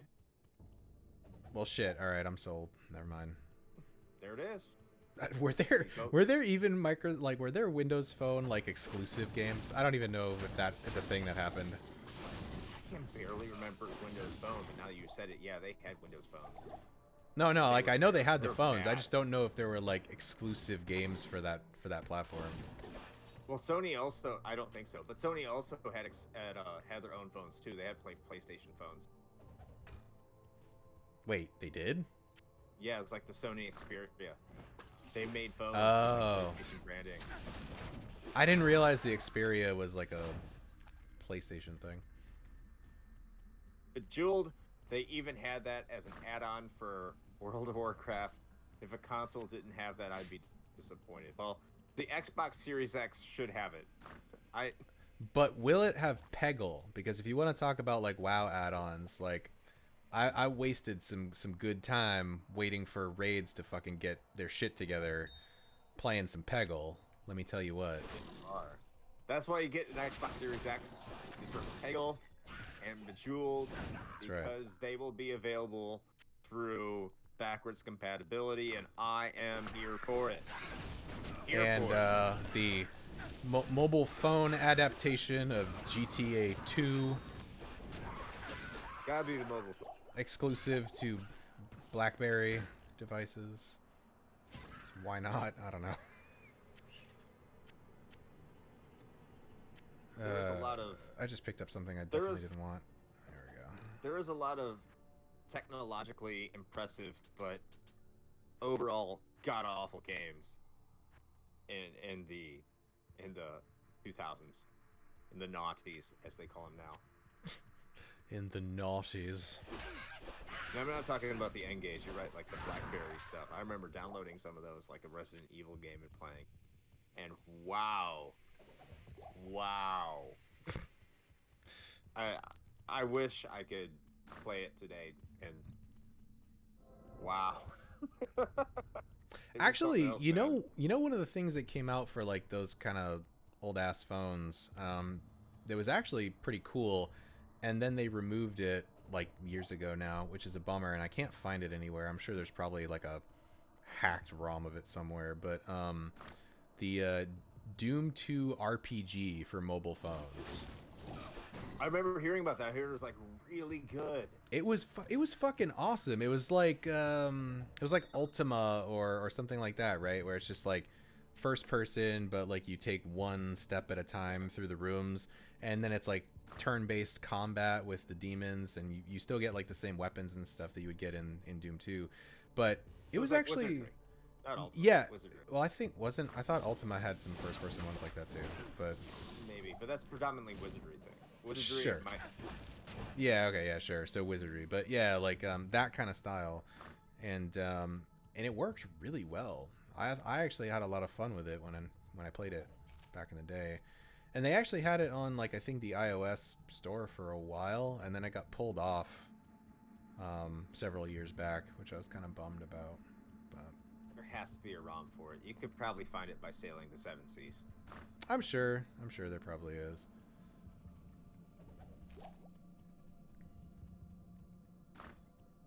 I really wish they would just like remake it or at least re-release it for, I don't know, either newer mobile devices or even just like a PC version or something. It'd be cool. Just release it for Switch like they do every other game. I mean, you're like kind of joking, but I would totally fucking buy that. And then they can put out limited run games. It could be a free game you download for the Switch, charge you $50 Yes. for it. There you go. Like they did with Chex Quest. Oh my god, dude. Yeah. How are you gonna charge $130 for a free game?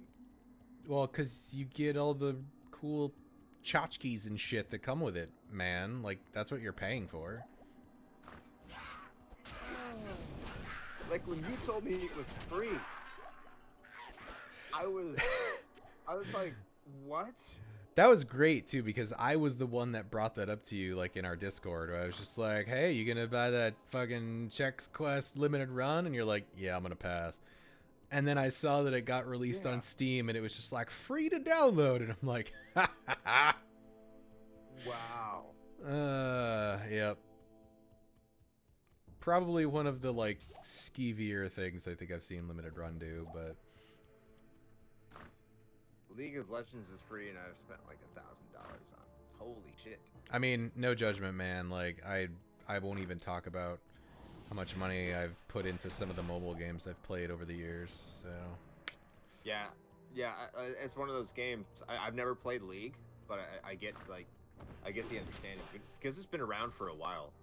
So Yeah. if you're just trying to improve your game, yeah, I could. If you've been into it, you've been playing it a lot, I could see that. There's comparatively, there's no real shame in. I mean, if you're getting your enjoyment out of it, right? Like I'm all about supporting developers if they're doing a good job and they're providing you with, you know, a solid entertainment service, then I'm totally down with throwing some cash their way. Well, that and like League of Legends is extremely competitive. Oh sure, yeah. So right. Okay. keep Well, you know what? Yes, you're. That's a fair point.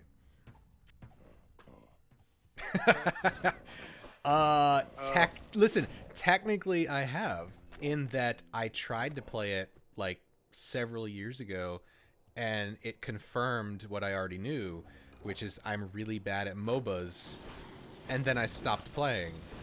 So. I've never played League. I've never played Dota. I've never gotten into it. So you're right. I don't know. I don't know. Well, you know, I think Dota players have that same sentiment where they're like, I keep playing this game, but like, I kind of don't want to, but then also I do at the same time. It's this like love-hate relationship thing they've got going on with it. I imagine it must be similar for League.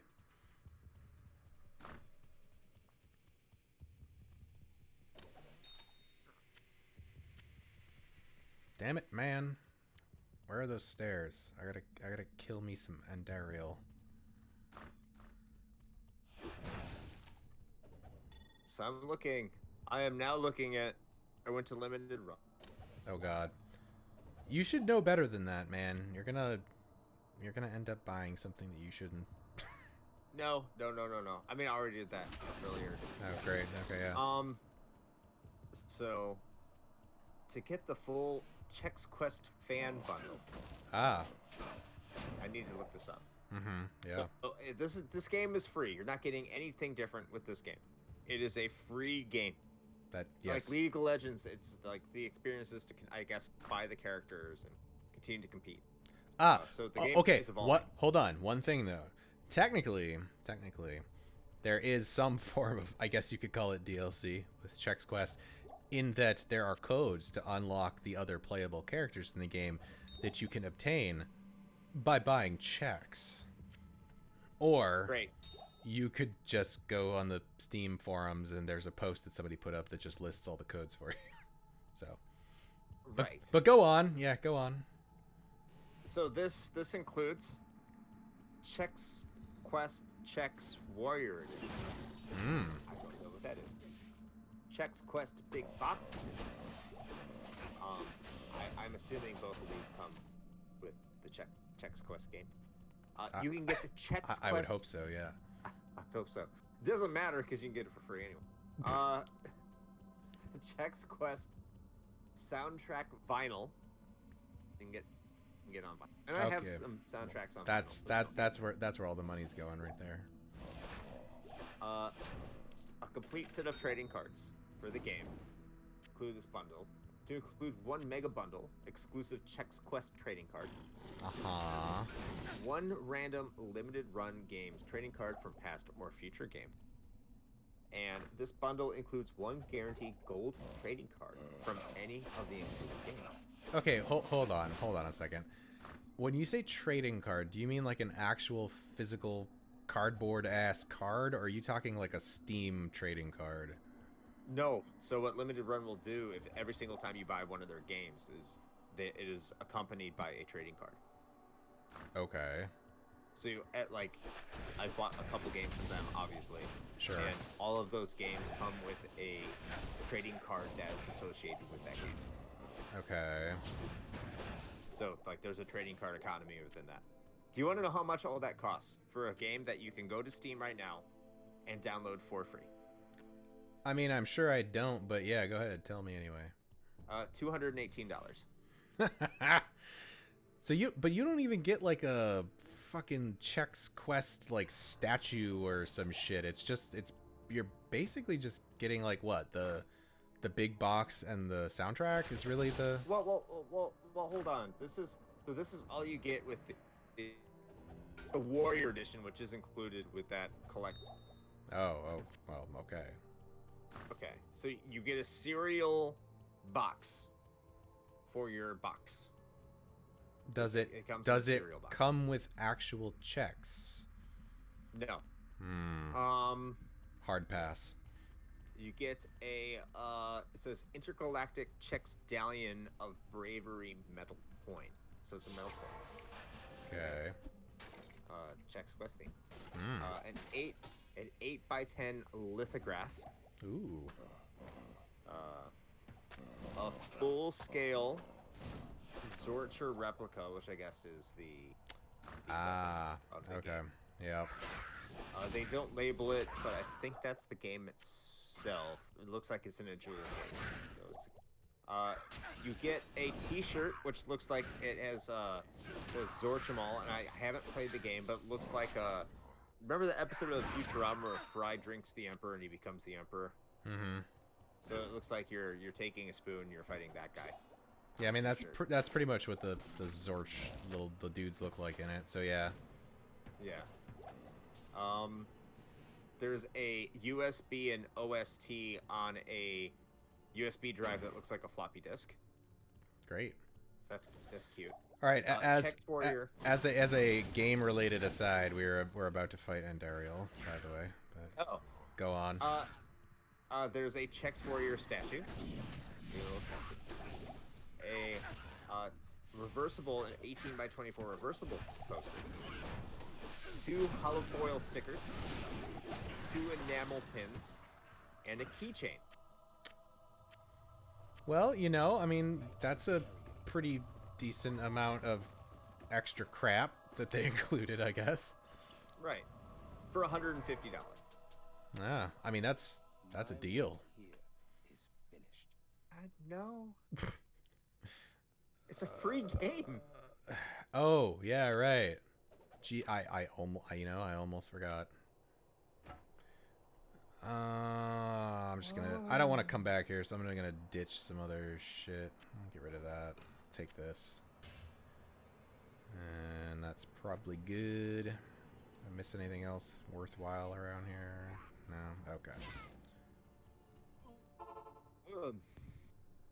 I have done it. Talk to me, Deckard. There we go. This is a great victory indeed. I will accompany you on your journey, lending what assistance I like, by the way, that Deckard just doesn't ask.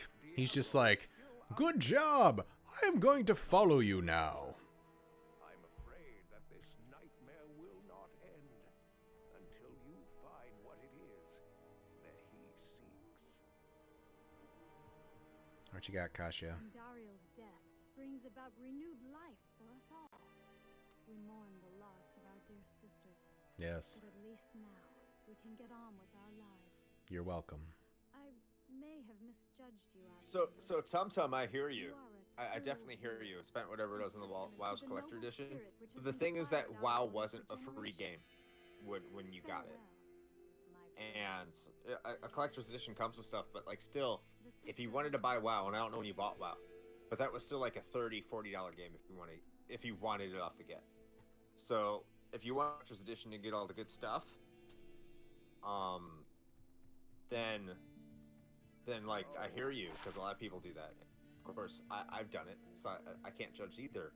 But the game itself, I think it's still free on Steam. I'm pretty sure it is. Yes. So, of course, I mean, if you're really into it and you have all that extra stuff, if that's worth it to you, by all means, it's worth it to you. Have the money to do it. I'm not going to hate on you. I'm just saying it's ridiculous from my point of view to do that. And where I have this comment is from is he wrote the Tum Tum says, I can't judge. I spent whatever it was on the WoW Collector's Edition and got their cards that they included and never did anything with. Yeah, because that's what it is. It's collectible memorabilia that connects you, links you more into the game that you love, and I completely understand that. I Sure. truly do.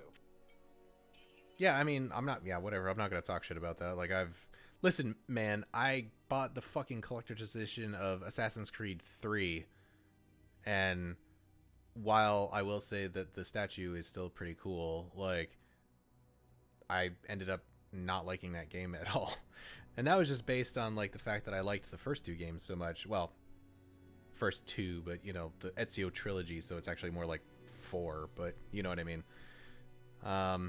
So I've had some perhaps regretful collector's edition purchases in my day, but I've got this really fancy statue of a protagonist that I really don't fucking like at all.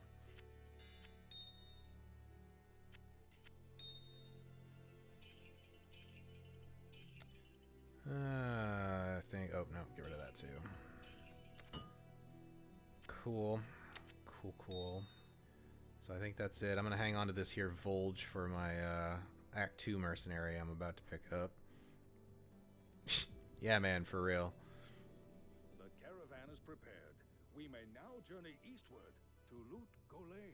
Well, thank you, Wariv, and I will take you up on that offer in like a moment. Actually, you know what? Fuck it. Let's go now. Take me away, Wariv. Actually, we can watch the... Oh, sorry about the stream. The video for the cinematic is a different size than the gameplay, so it's gonna look weird on the stream. So hold on. Maybe. Oh, actually, no. I'm not gonna be able to fix it. You just have to deal with it. I'm gonna shut up so you can hear it. As the days passed, my companion told me of himself, that he had once been a great warrior. And you beat it while I was And in that purgatory. a dark and secret burden now weighed heavily upon him. We traveled for an eternity across that arid My life. wasteland. How long? Yeah, I can hear you. I couldn't say. And always a dark cloud seemed Why is the screen all fucked up? F in chat for the camel. I was just saying that it's the resolution for the cinematics is different than what I'm playing the game at, so it's different. Like, it's smaller, and I'm playing in a window, so it resized itself. with a great sea beyond. We made camp there Poor camel. last night. Yeah. Perhaps it was the warm desert wind or the sound of the ocean, but for the first time in many weeks, I slept. However, the dreams returned, but these were clearly not my own. I beheld a vision of a great man, the mage, Talrasha. You were there too, Tyrael. Fuck yeah. Seeing you in my dream. Archangel Tyrael. Brethren had cornered a great demon, Baal, Lord of Destruction, who had been set loose upon the world. They attempted to imprison the demon within a sacred stone. Yet when their attempts failed, Talrasha selflessly volunteered to contain the demon within himself, completing the prison. He instructed his brethren to burn him in the tomb Why you gotta keep bringing that up, Tum Tum? Damn, man. to wrestle with the demon for all eternity. Listen, Tyrael was never a human before. He doesn't know how stomachs work, I guess. It was supposed to be... It was funny, right? I seek Marius. To hear him say that 80 billion times while you're in town. Sleep now. We set out with the dawn.